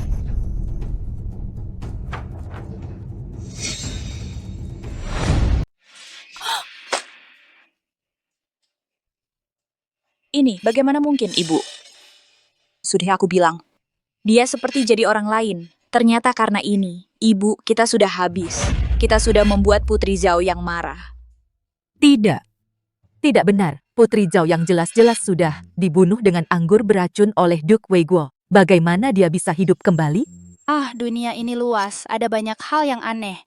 Putri Zhaoyang ini, dia bukan orang biasa. Dia berada di bawah satu orang, di atas ribuan orang, seorang putri. Tenang. Tenang. Hari ini adalah acara kunjungan balik Xie Jinshu. Sebentar lagi dia dan Duke Weiguo akan datang bersama. Kita mencari kesempatan untuk menguji. Ibu, bagaimana cara menguji? Ketika kita bertemu sebentar lagi, kamu dan aku bergantian menyebutkan hal-hal masa kecilnya. Xie Jinshu mulai dari usia 12 tahun, dibuat bodoh oleh aku dengan racun. Jika dia kembali normal, maka hal-hal sebelum dia usia 12 tahun pasti masih ingat. Jika dia tidak ingat apa-apa, itu berarti dia bukan Xie Jinshu, dia palsu. Sang raja pada awalnya bisa diam-diam mengizinkan Duke Weiguo menghabisi dia jika Xie Jinshu benar-benar adalah putri Zhaoyang. Jika hal ini diketahui oleh sang raja Pasti akan membunuhnya lagi. Pada saat itu, kita tidak hanya bisa membantu sang raja menyingkirkan putri Zhaoyang. Xie Jinshu juga bisa dibunuh sekalian. Sungguh sekali mendapat dua hasil, Ibu. Apa yang adik dan ibu bicarakan? Begitu senang? Mau membunuh siapa, mau menyingkirkan siapa lagi? Jinshu dan suaminya sudah kembali. Silakan duduk. Aku akan memanggil Bapak. Ibu tidak perlu repot-repot. Apa maksudmu? Bagaimana bisa disebut repot? Bawa itu ke sini, biar aku lihat. Ini bukan barang yang langka. Jangan sampai mengotori mata nyonya. Aku bilang bawa itu ke sini biar aku lihat.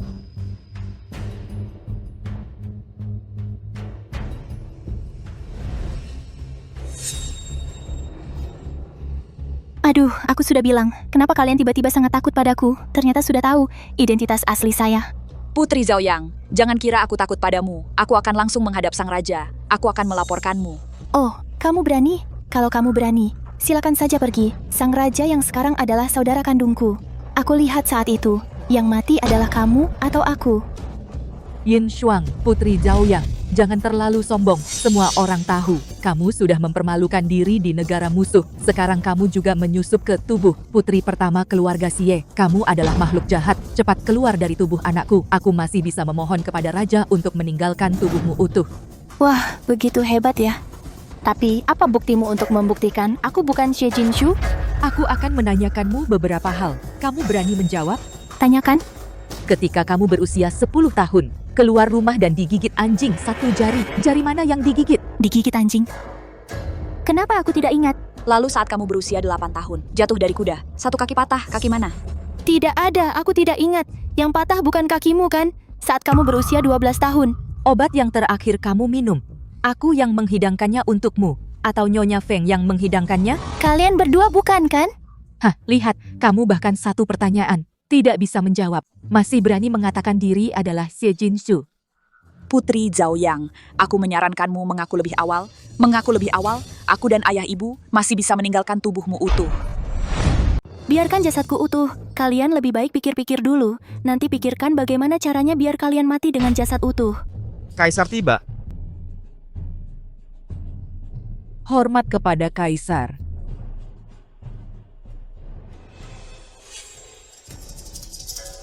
Memang sangat mirip dengan adik perempuan, hampir sama persis.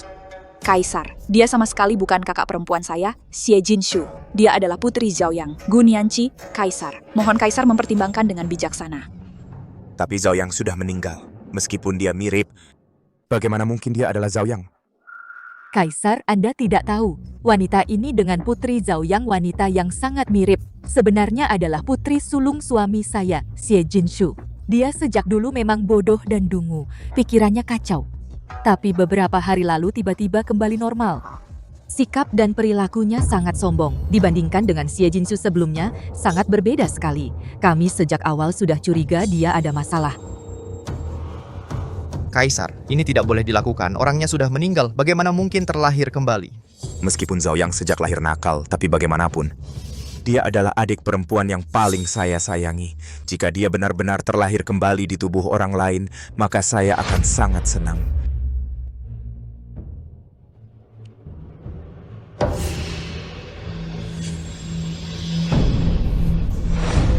Yang Mulia, apakah dia benar-benar putri Zhao Yang? Aku sudah melihatnya. Dia sama sekali bukan Zhao Yang.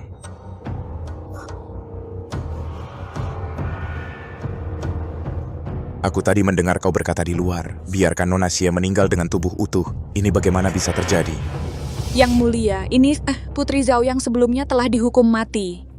Sekarang merasuki tubuh kakak sulungku. Keluarga Xie kami harus tegas menghukum yang bersalah, meski itu keluarga sendiri. Sudah kukatakan, dia sama sekali bukan Zhao Yang. Lagi pula, Zhao Yang adalah adik yang paling kusayangi. Xie Jinshu memang mirip dengan Zhao Yang. Justru seharusnya tidak membunuh orang yang tak bersalah. Kalau begitu, karena Jinshu bukan putri Zhao Yang dan Jinshu sudah sadar kembali. Ini benar-benar kabar gembira. Menteri Jiang, sebelumnya kau terus-menerus bilang hanya mencintai Zhao Yang seorang.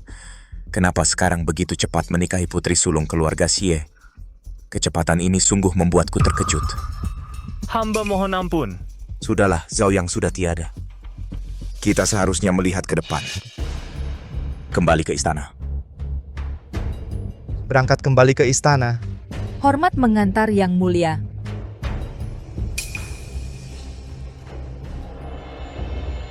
Xie Yinshuang, Ibu Xie, apa yang kalian berdua lakukan sebelumnya? Kelicikan-kelicikan itu, aku malas menghitungnya. Tapi hari ini, kau malah memojokkan Jinshu ke jalan buntu. Jika ada lagi lain kali, aku, Jiang, pasti tidak akan membiarkanmu.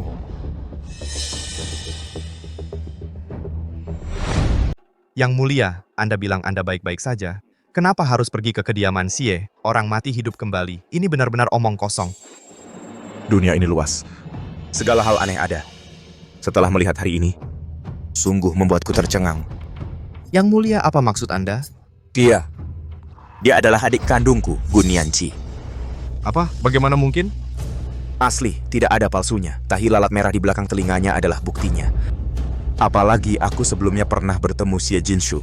Xie Jinshu yang sekarang dengan yang bertahun-tahun lalu benar-benar dua orang yang berbeda. Sorot matanya tidak bisa menipuku. Lalu ini bagaimana ya? Kamu pergi dan selidiki untukku. Xie Jinshu selama ini, apa yang telah dilakukannya? Semakin cepat, semakin baik. Ya. Akak Marsadi. Gu Nianqi, oh Gu Nianqi. Aku benar-benar tidak menyangka kamu sudah mati. Masih saja tidak tenang.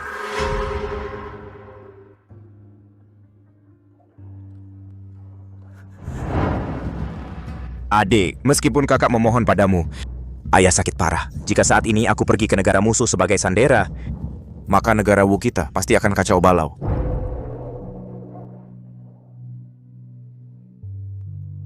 Tapi, bagaimana jika mereka menemukan bahwa aku adalah perempuan? Tenang, kakak sudah mengatur semuanya dengan baik. Kamu hanya perlu pergi dan bertahan beberapa bulan. Kakak akan mengirim jenderal besar untuk menyelamatkanmu di negara Chu. Kalau begitu, kakak harus memastikan jenderal besar datang lebih awal. Tenang saja. Kakak pasti menepati janji.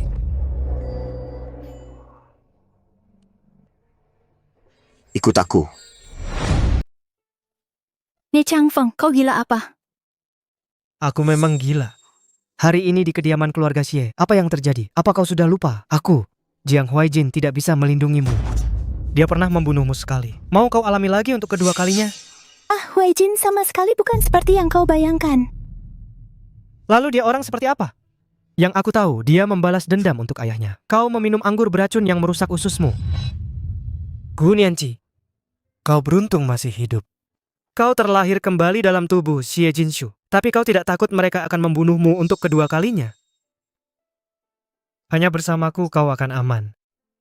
Nie Changfeng, kau ngomong apa sih? Yang satu adalah kaisar, yang satunya lagi pangeran. Kau cuma seorang pedagang. Dengan apa kau melawan mereka? Jangan bodoh. Kau pasti tidak bisa menang melawan mereka. Ikut aku. Lepaskan. Minggir! Ini kediaman keluarga Jiang. Dia adalah istriku. Kau suruh aku minggir? Hari ini tidak ada yang bisa menghentikanku membawa Nianqi pergi. Dia seharusnya tidak menikah denganmu. Yang harus dia nikahi adalah aku. Oh ya? Lalu apa yang bisa kau lakukan untuknya? Aku bisa membawanya pergi dari negara Wu. Jauh dari sini. Tidak akan kembali ke tempat busuk ini selamanya. Kau pikir aku tidak bisa melakukannya? Apa gunanya? Sekarang, Kaisar curiga dia adalah reinkarnasi Gu Nianqi. Pasti akan menyelidikinya diam-diam, berusaha mati-matian untuk membunuhnya. Kau tidak menyelesaikan masalah dari akarnya. Sampai kapan kau bisa menyembunyikan Nianqi? Aku? Memang, tanpa uang tidak bisa. Tapi punya uang juga bukan segalanya. Uang, di hadapan kekuasaan, tidak ada harganya. Nianqi, kau juga berpikir begitu? Changfeng, kaisar sudah mulai mencurigaiku. Lagi pula, aku tidak ingin menyeretmu ke dalam masalah ini. Lebih baik kita seperti dulu, tetap bersaudara tanpa banyak bicara. Bukankah lebih baik? aku akan membuktikan padamu perasaanku padamu tidak sesederhana itu.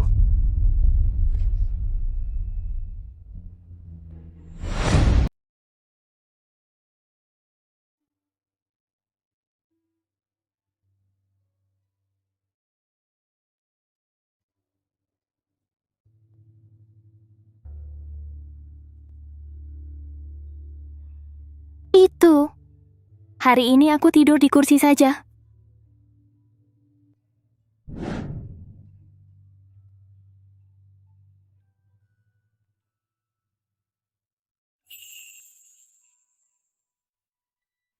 Kita sudah menikah. Kamu adalah wanita Jiang Huaijin. Bagaimana bisa tidur terpisah?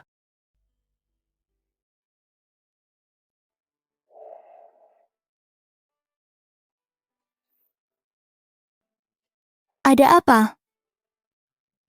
Kata-kata Nie Changfeng padamu hari ini. Apakah hatimu berdebar? Aduh, kenapa kamu bilang ini sekarang? Kalau kita belum menikah, kamu pilih aku? Atau pilih dia? Ini masih perlu ditanya? Tentu saja harus ditanya.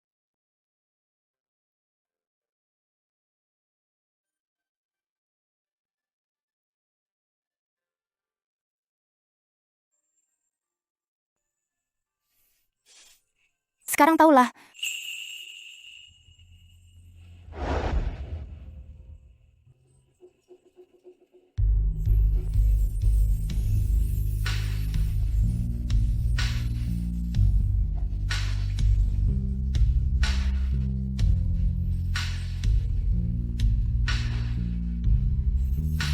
Nah, Nyonya, ke depannya, tolong bimbing aku lebih banyak.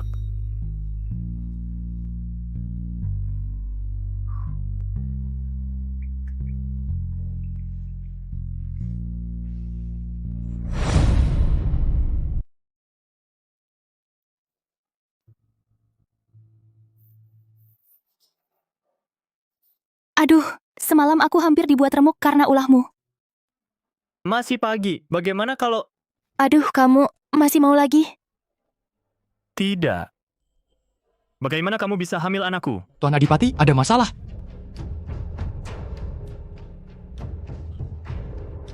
Hamba salah, hamba lupa mengetuk pintu. Kamu semakin pandai dalam bertugas. Sudahlah, sudah, tidak apa-apa. Ada apa? Apa yang terjadi? Hamba mendapat kabar Kaisar sedang mencari-cari informasi tentang Nyonya, dan katanya 3 hari lagi adalah ulang tahun Permaisuri. Saat itu seluruh keluarga Xie diundang, termasuk Tuan Adipati dan Nyonya, untuk hadir bersama. Kaisar memang sudah tidak sabar lagi. Nianci, bagaimana kalau aku bawa kamu pergi dulu?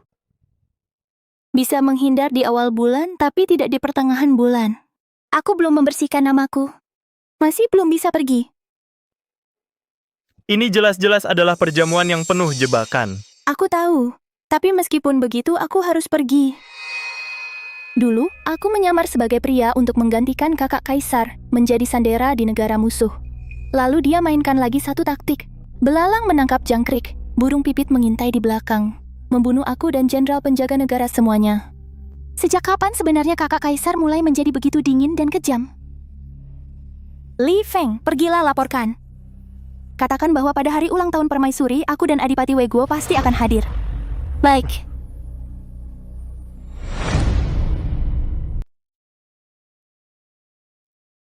Ibu. Kata ibu, Kaisar mengundang kita untuk menghadiri pesta ulang tahun Permaisuri 3 hari lagi. Bukan hanya itu, aku juga dengar kali ini Yang Mulia juga mengundang Adipati Wei dan Xie Jinshu. Kenapa tiba-tiba Kaisar mengundang kita ke pesta ulang tahun Permaisuri? Aku dengar sebenarnya hubungan Kaisar dengan adik perempuannya tidak sebaik yang terlihat. Kemungkinan besar dia merasa ada yang aneh dengan Xie Jinshu ini, mau mengamatinya lagi. Ibu, aku ingat keluarga kita dengan Permaisuri adalah saudara jauh. Tenang saja, ibu sudah punya rencana. Permaisuri juga ingin bertemu denganmu kali ini untuk mencarikan jodoh yang baik untukmu. Sedangkan untuk Xie Jinshu itu, dia dan Kaisar sudah punya rencana masing-masing.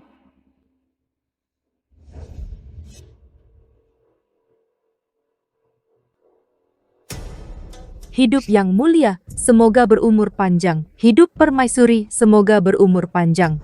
Berdirilah. Terima kasih Yang Mulia. Silakan duduk.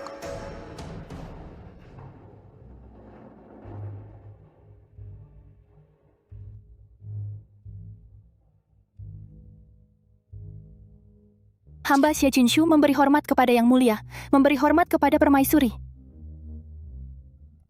Berdirilah. Terima kasih, Yang Mulia. Xie Jinshu. Setelah pertemuan di kediaman Xie yang lalu, hamba sangat merindukan adik kandung hamba. Jadi pada ulang tahun Permaisuri kali ini, hamba mengundang seluruh anggota keluarga Xie untuk datang ke istana. Pertama, untuk melihatmu dengan lebih baik lagi. Mengobati kerinduan hamba pada adik. Kedua, juga untuk memastikan lagi. Apakah kamu benar-benar Nianci atau bukan? Hamba merasa khawatir. Bagaimana mungkin hamba bisa menjadi putri Zhaoyang yang telah meninggal? Yang Mulia sedang bercanda. Oh, begitu? Pengamatan hamba yang lalu kurang tepat. Kali ini hamba mengundang seorang teman. Hamba percaya dia pasti bisa mengenali siapa dirimu sebenarnya.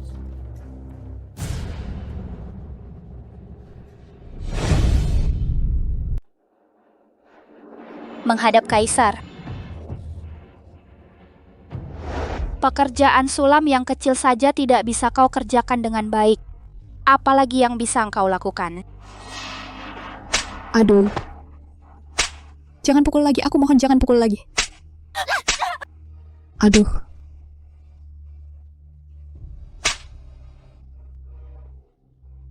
Mohon jangan pukul lagi, kumohon, aku tidak akan berani lagi. Aku pasti akan menyulam dengan baik. Aku pasti akan menyulam dengan baik. Cepat, sebentar lagi jenderal akan kembali. Kalau sulamannya masih tidak bagus, aku akan memberimu pelajaran.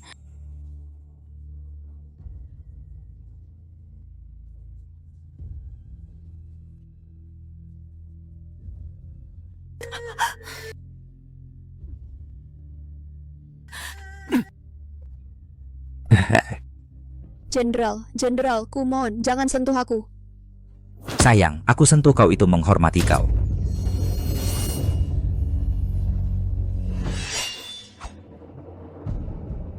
Hari ini adalah hari bahagia Permaisuri. Bagaimana bisa jenderal negara musuh ada di sini? Huai Jin, jangan terlalu emosi. Jenderal Besar Chu kali ini datang untuk merayakan ulang tahun Permaisuri. Jangan kurang ajar. Tapi dialah yang menyiksa putri mahkota, Biang Keladi penyiksaan yang tidak manusiawi. Kurang ajar.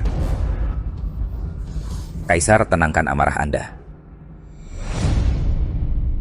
Setelah Zhao Yang pergi, negara Wu dan Chu sudah lama berdamai kembali. Hari ini, Jenderal Besar dari Chu berkenan datang ke negara Wu kami untuk merayakan ulang tahun Permaisuri Wu. Ini adalah kebahagiaan yang disambut seluruh dunia. Adipati Wei, jangan lancang. Jiang Huaijin, saya baik-baik saja.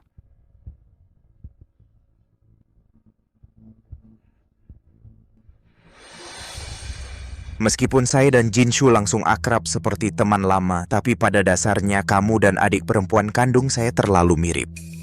Sekarang rumor menyebar di mana-mana. Semua orang bilang kamu adalah reinkarnasi Zhao Yang. Bintang sial makhluk jahat.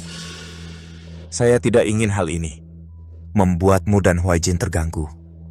Apalagi tidak ingin karena hal ini membuat keluarga Xie terjebak dalam gosip. Jadi saya harap kali ini Jenderal Besar Chu bersama pelayan yang dulu merawat Zhao Yang datang bersama untuk merayakan ulang tahun Permaisuri sekaligus juga memastikan apakah kamu benar-benar Zhao Yang, untuk membuktikan bahwa kamu Xie Jinshu dan membersihkan nama seluruh keluarga Xie. Tersentuh oleh perhatian yang mulia, hamba perempuan Xie Yin Shuang mewakili seluruh keluarga Xie berterima kasih atas niat baik yang mulia.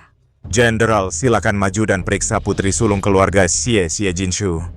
Benarkah dia adik perempuan kandung saya, Gunianchi? Ya.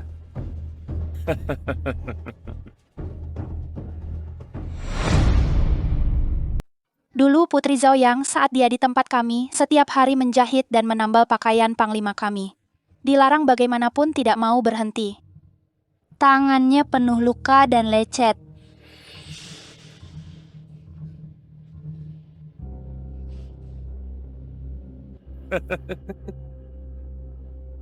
Kamu ini? Adipati Wei. Panglima hanya diminta bantu mengidentifikasi. Ini juga untuk kebaikan Jinshu. Kamu pasti tidak ingin seumur hidupnya Jinshu terus dicap sebagai reinkarnasi Zhao Yang, kan? Baiklah.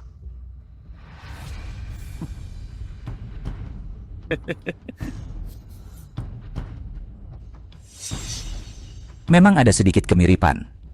Tapi sebelumnya aku selalu bertemu dia di atas ranjang. Wajahnya tidak terlalu kuingat. Kemungkinan besar bukan orang yang sama. Kalau begitu tentu sangat baik. Oh iya, aku jadi ingat, Baginda. Walaupun aku tidak ingat wajah Putri Zhao Yang, tapi gerakan tarinya yang anggun sangat sulit kulupakan. Baginda, bolehkah Nona Xie ini menari untuk hamba? Mungkin setelah melihat tarinya, hamba bisa teringat sedikit. Baginda, hamba belum pernah belajar menari, tidak bisa menari. Tidak apa-apa, anggap saja sebagai hiburan untuk ulang tahun Permaisuri. Kalau jelek menarinya, aku tidak akan menyalahkanmu. Baginda. Adipati Wei, hari ini kamu berulang kali menghalangi. Jangan-jangan Xie Jinshu ini memang adalah Zhao Yang? Kalau bukan, jangan lagi menghalangi.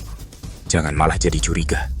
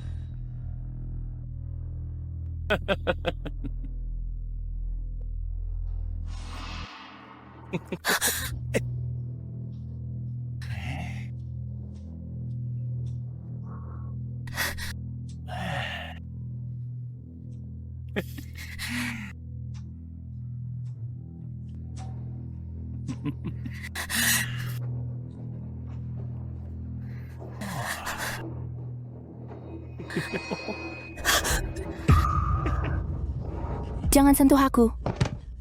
Jangan sentuh aku. Kaisar sudah diam-diam mengizinkan aku menemanimu menari. Kenapa reaksimu sebesar ini? Mungkinkah kamu benar-benar Zhao Yang? Aku bukan.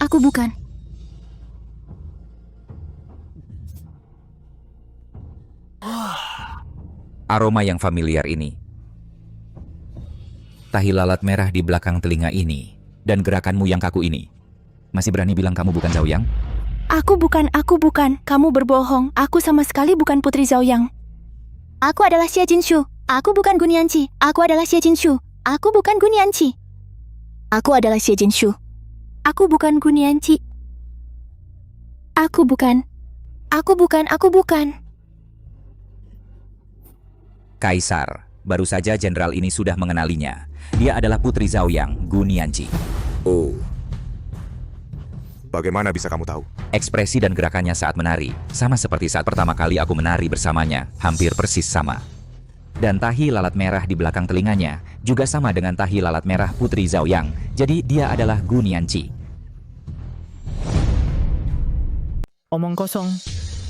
Dia bukan Gun Yanqi, dia adalah Xie Jinshu, istriku. Pekerjaan sulaman kecil saja kamu tidak bisa kerjakan dengan baik. Apalagi yang bisa kamu lakukan?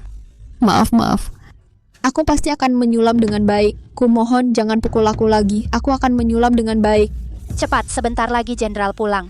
Kalau kamu belum selesai menyulamnya, aku akan memberimu pelajaran.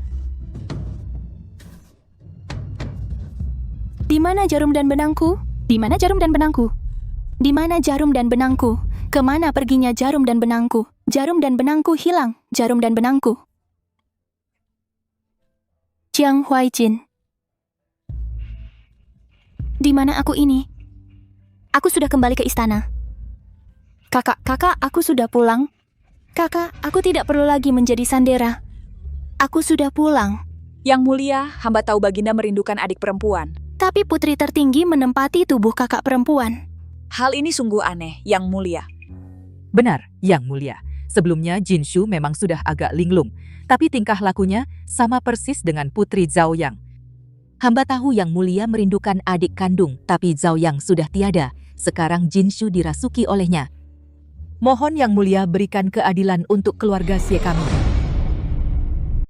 Zhao Yang, aku tahu kau merindukanku. Tapi kau seharusnya tidak merasuki tubuh orang yang tak bersalah. Pengawal. Yang mulia. Apa maksud Yang mulia? Adipati Wei, ini adalah masalah besar. Arwah Zhao Yang telah merasuki putri sulung keluarga Xie. Jika hal ini tersebar, di mana letak wibawa kaisar? Apakah Yang mulia benar-benar khawatir orang lain akan tahu Zhao Yang masih hidup? Atau justru khawatir jika Zhao Yang hidup akan membuat dunia tahu perbuatan hina dan tak tahu malu yang mulia lakukan? Kau lancang. Jika hari ini Yang mulia bersikeras mengambil nyawanya, maka bunuhlah aku dulu. Adipati Wei, kau adalah tangan kananku. Dulu, yang memberi Zhao Yang anggur beracun juga kau. Mengapa sampai hari ini kau tiba-tiba tidak bisa membedakan benar dan salah? Anggur yang kuberi pada Zhao Yang sebenarnya tidak beracun. Itu telah ditukar orang, sehingga Zhao Yang diracuni.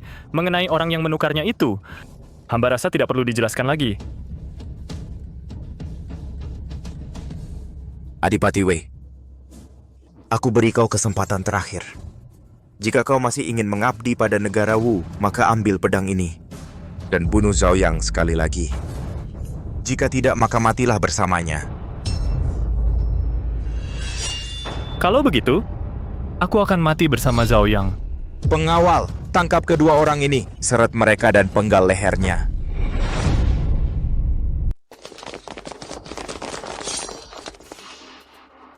Berhenti.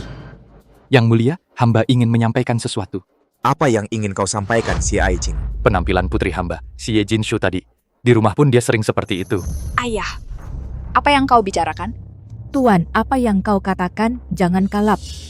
Kalian berdua, ibu dan anak ini, perbuatan-perbuatan kalian selama bertahun-tahun ini, kalian pikir aku tidak tahu apa-apa?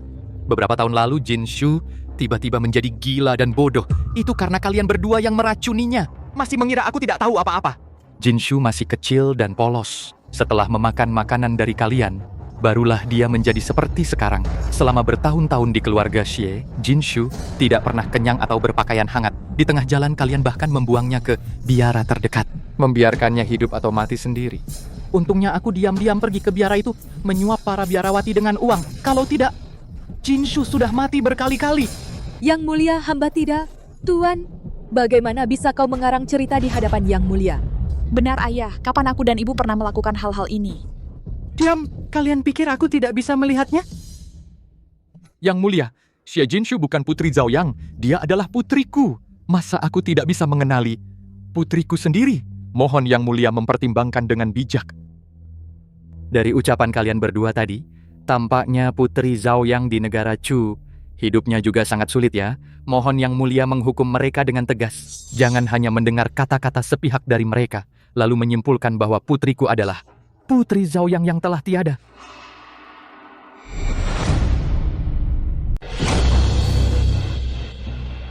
Cie, menteriku. Masuk akal.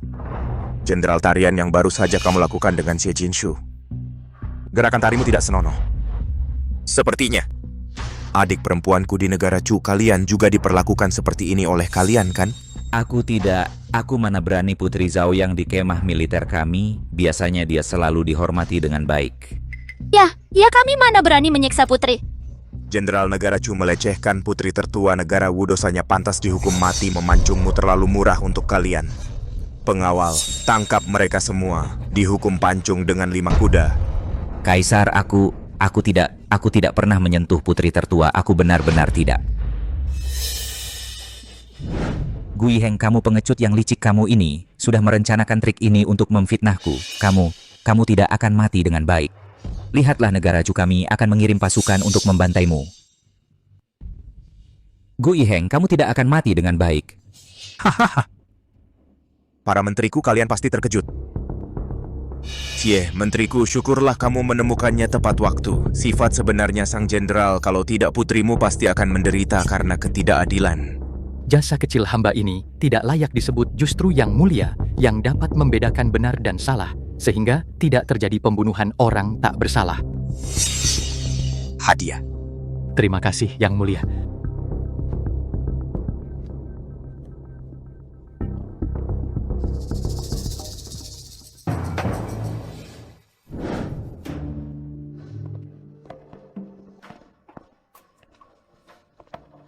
Aku sudah lama tahu kamu bukan anakku, Jinshu.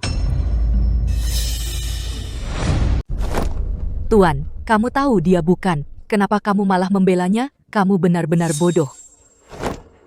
Kamu wanita jahat. Aku belum menghitung urusan denganmu. Kamu malah balik menuduhku. Tidak apa-apa, Ibu. Kamu sedang apa ini? Dan kamu.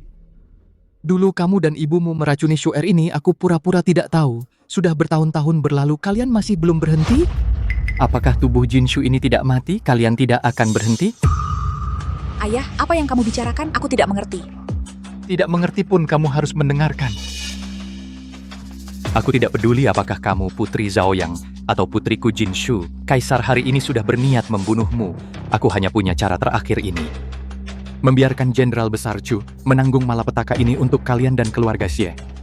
Tapi Kaisar tidak akan berhenti begitu saja. Kamu dan Adipati Wei, cepat pergi. Ayah. Seandainya putriku bisa mendengar kata-kataku, kuharap kamu bisa memberitahunya. Katakan saja aku telah berbuat salah padanya.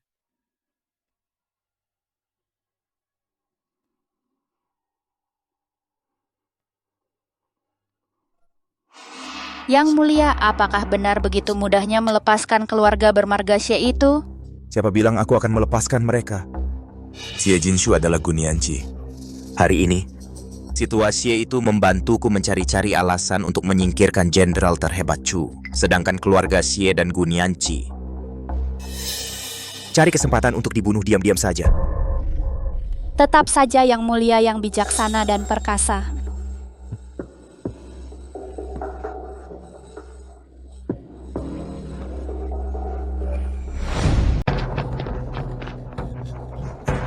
Adipati Weigo, kamu bawa istri pergi dulu. Serahkan di sini padaku.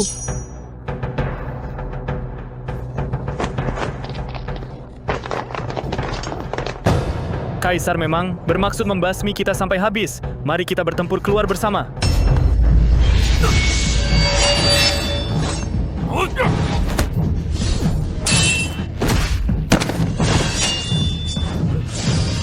Tendang.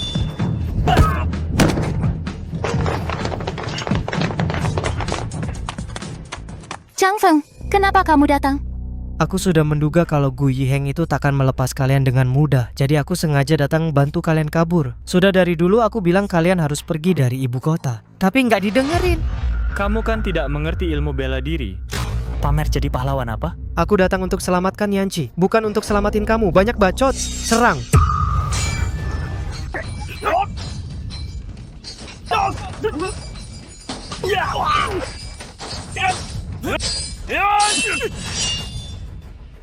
Maaf, Tuan Muda, tidak lihat jelas. Minta maaf apa? Lihat belakangmu. Kalian duluan, aku yang menutup. Bagaimana bisa? Ini urusan aku dan Huai Jin. Tidak ada hubungan dengan kamu. Bagaimana bisa membiarkan kamu tinggal sendiri? Apa maksudnya meninggalkan aku sendiri? Aku punya banyak anak buah. Mereka bukan cuma makan saja. Ilmu bela diri mereka benar-benar begitu hebat. Kalau begitu, kita tidak bisa kabur.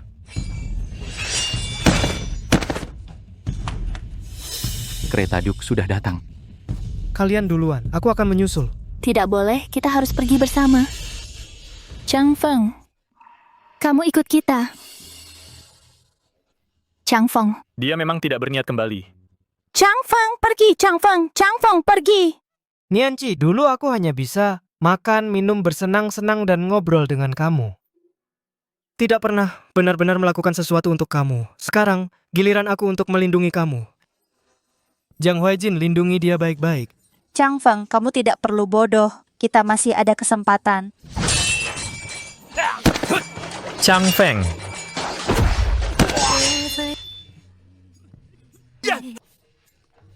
Nie Chang Feng. Chang Feng. Nianci. Di kehidupan berikutnya, giliran aku untuk menikahi kamu. Nie Chang Feng. Chang Feng. Chang Feng.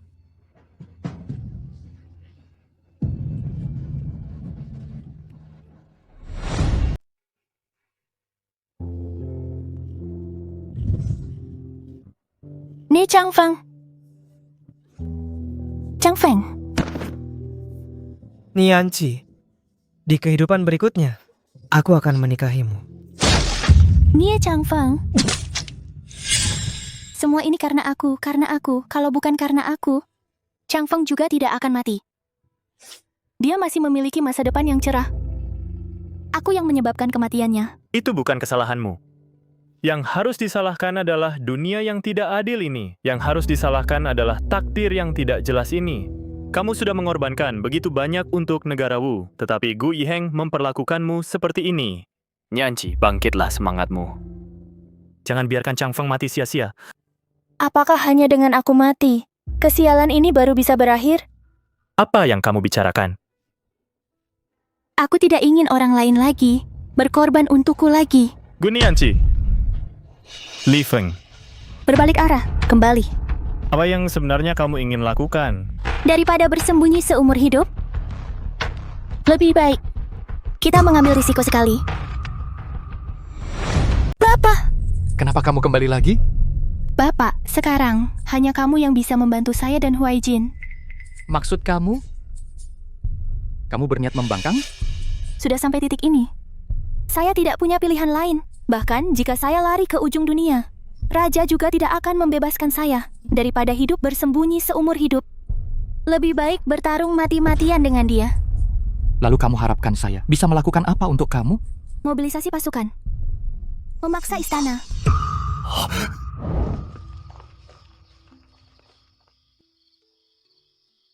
Nyonya Markis, kalau begitu kita kembali saja. Lord Xie tidak pernah setuju membantu kita. Kita 3 orang maju. Sama saja mencari mati.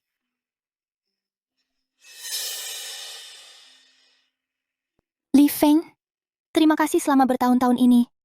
Selalu setia kepada Huai Jin. Ini adalah pilihan saya dan Huai Jin. Kamu pergi saja.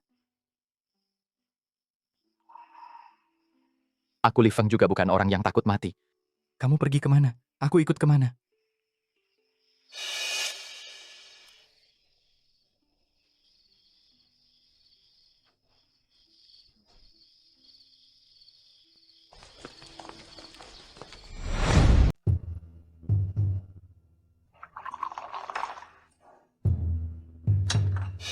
Adikku sayang, aku sudah lama menunggumu.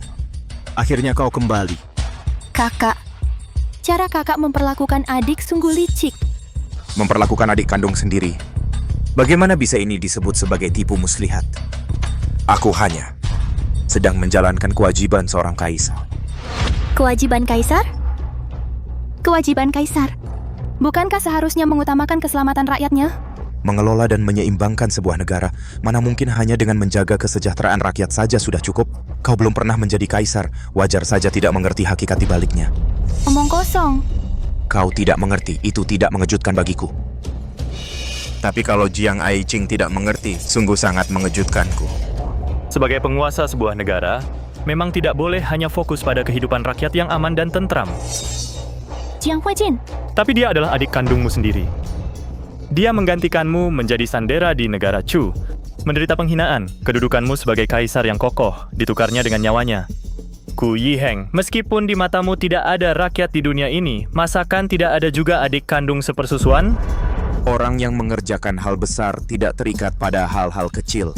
Pada saat yang diperlukan, bahkan orang tua kandung sendiri bisa kutinggalkan. Kalau begitu, aku terpaksa.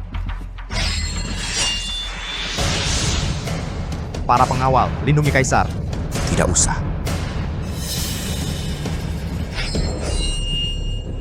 Jiang Huijin, kita berdua tumbuh besar bersama sejak kecil. Aku sangat mengenal watakmu, ambisiku, kau selalu mengetahuinya. Antara kita berdua, haruskah benar-benar karena wanita ini sampai berujung seperti hari ini? Ayo bertarung.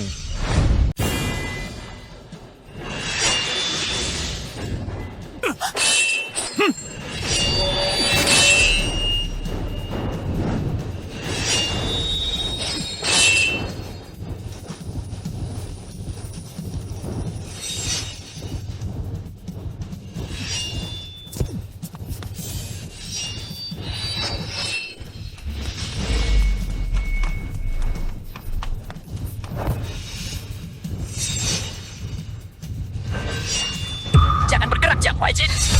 Kau berani melawan atasan, cepat menyerahlah. Jiang Huijin, jangan pedulikan aku. Jiang Huijin. Jiang Huijin. Jiang Huijin.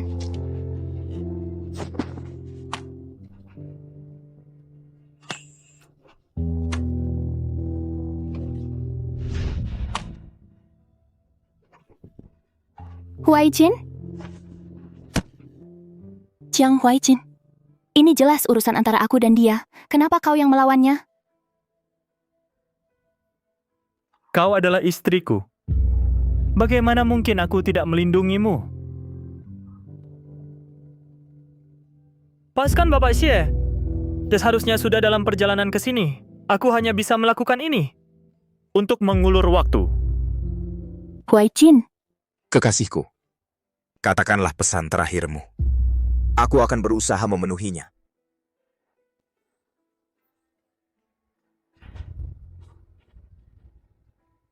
Yang mulia, hamba rela menukar nyawa hamba untuk nyawa Nianqi. Semoga Yang Mulia dapat mengampuni nyawa Nianqi. Perlakukan dia dengan baik. Dengan demikian hamba akan mati tanpa penyesalan. Tidak masalah. Nyawamu untuk nyawa adikku, ku berkenankan. Ku Yiheng, kau akan mati mengenaskan.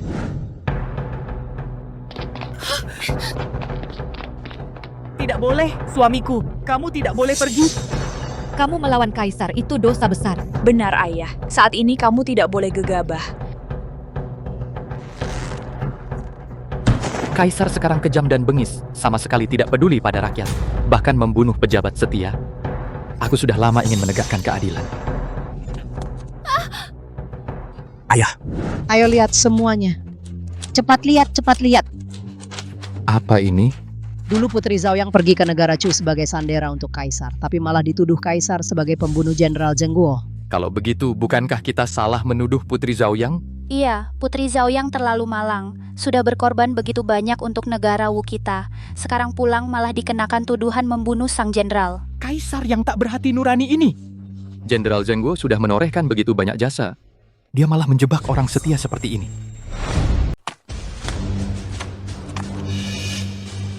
Tuan Xie, apa tujuanmu ke sini?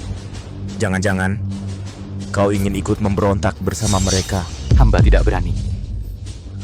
Tuan Xie, Namun hamba berpikir, seorang raja seharusnya memikirkan rakyatnya. Yang mulia, Anda memfitnah Putri Zhaoyang membunuh jenderal besar. Hamba tidak berniat memberontak, tetapi hamba bersedia bersama Adipati Wei Guo dan Putri Zhaoyang menegakkan keadilan. Baik, kalau begitu temani saja mereka untuk mati. Siapa yang berani? Istana kerajaan sudah dikepung oleh pasukan keluarga Xie. Kenapa kalian semua cuma diam? Dia punya tanda komando, lantas kalian tidak berani membunuhnya ya? Yang mulia, saya adalah bekas bawahan jenderal besar penjaga negara. Jenderal besar demi negara Wu telah mengorbankan segalanya. Tapi berakhir seperti ini. Kami semua tidak terima atas perlakuan terhadap jenderal besar. Semuanya memberontak. Aku mengerti. Semua ini karena kau.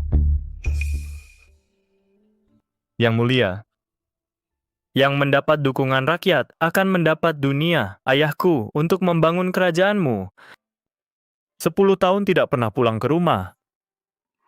Istriku, menggantikanmu menjadi sandera di negara Chu, menderita siksaan yang tak manusiawi. Ibuku, demi menyelidiki penyebab kematian ayahku, rela bersembunyi di rumah bordil untuk menemani tamu, mengumpulkan bukti dan informasi. Keluarga Jiang telah mengangkatmu sang kaisar setinggi ini, dan kini kami sangat kecewa.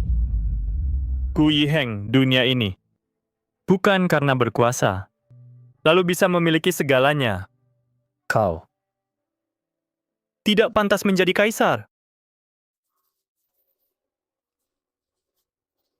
Wahahaha. Wahahaha.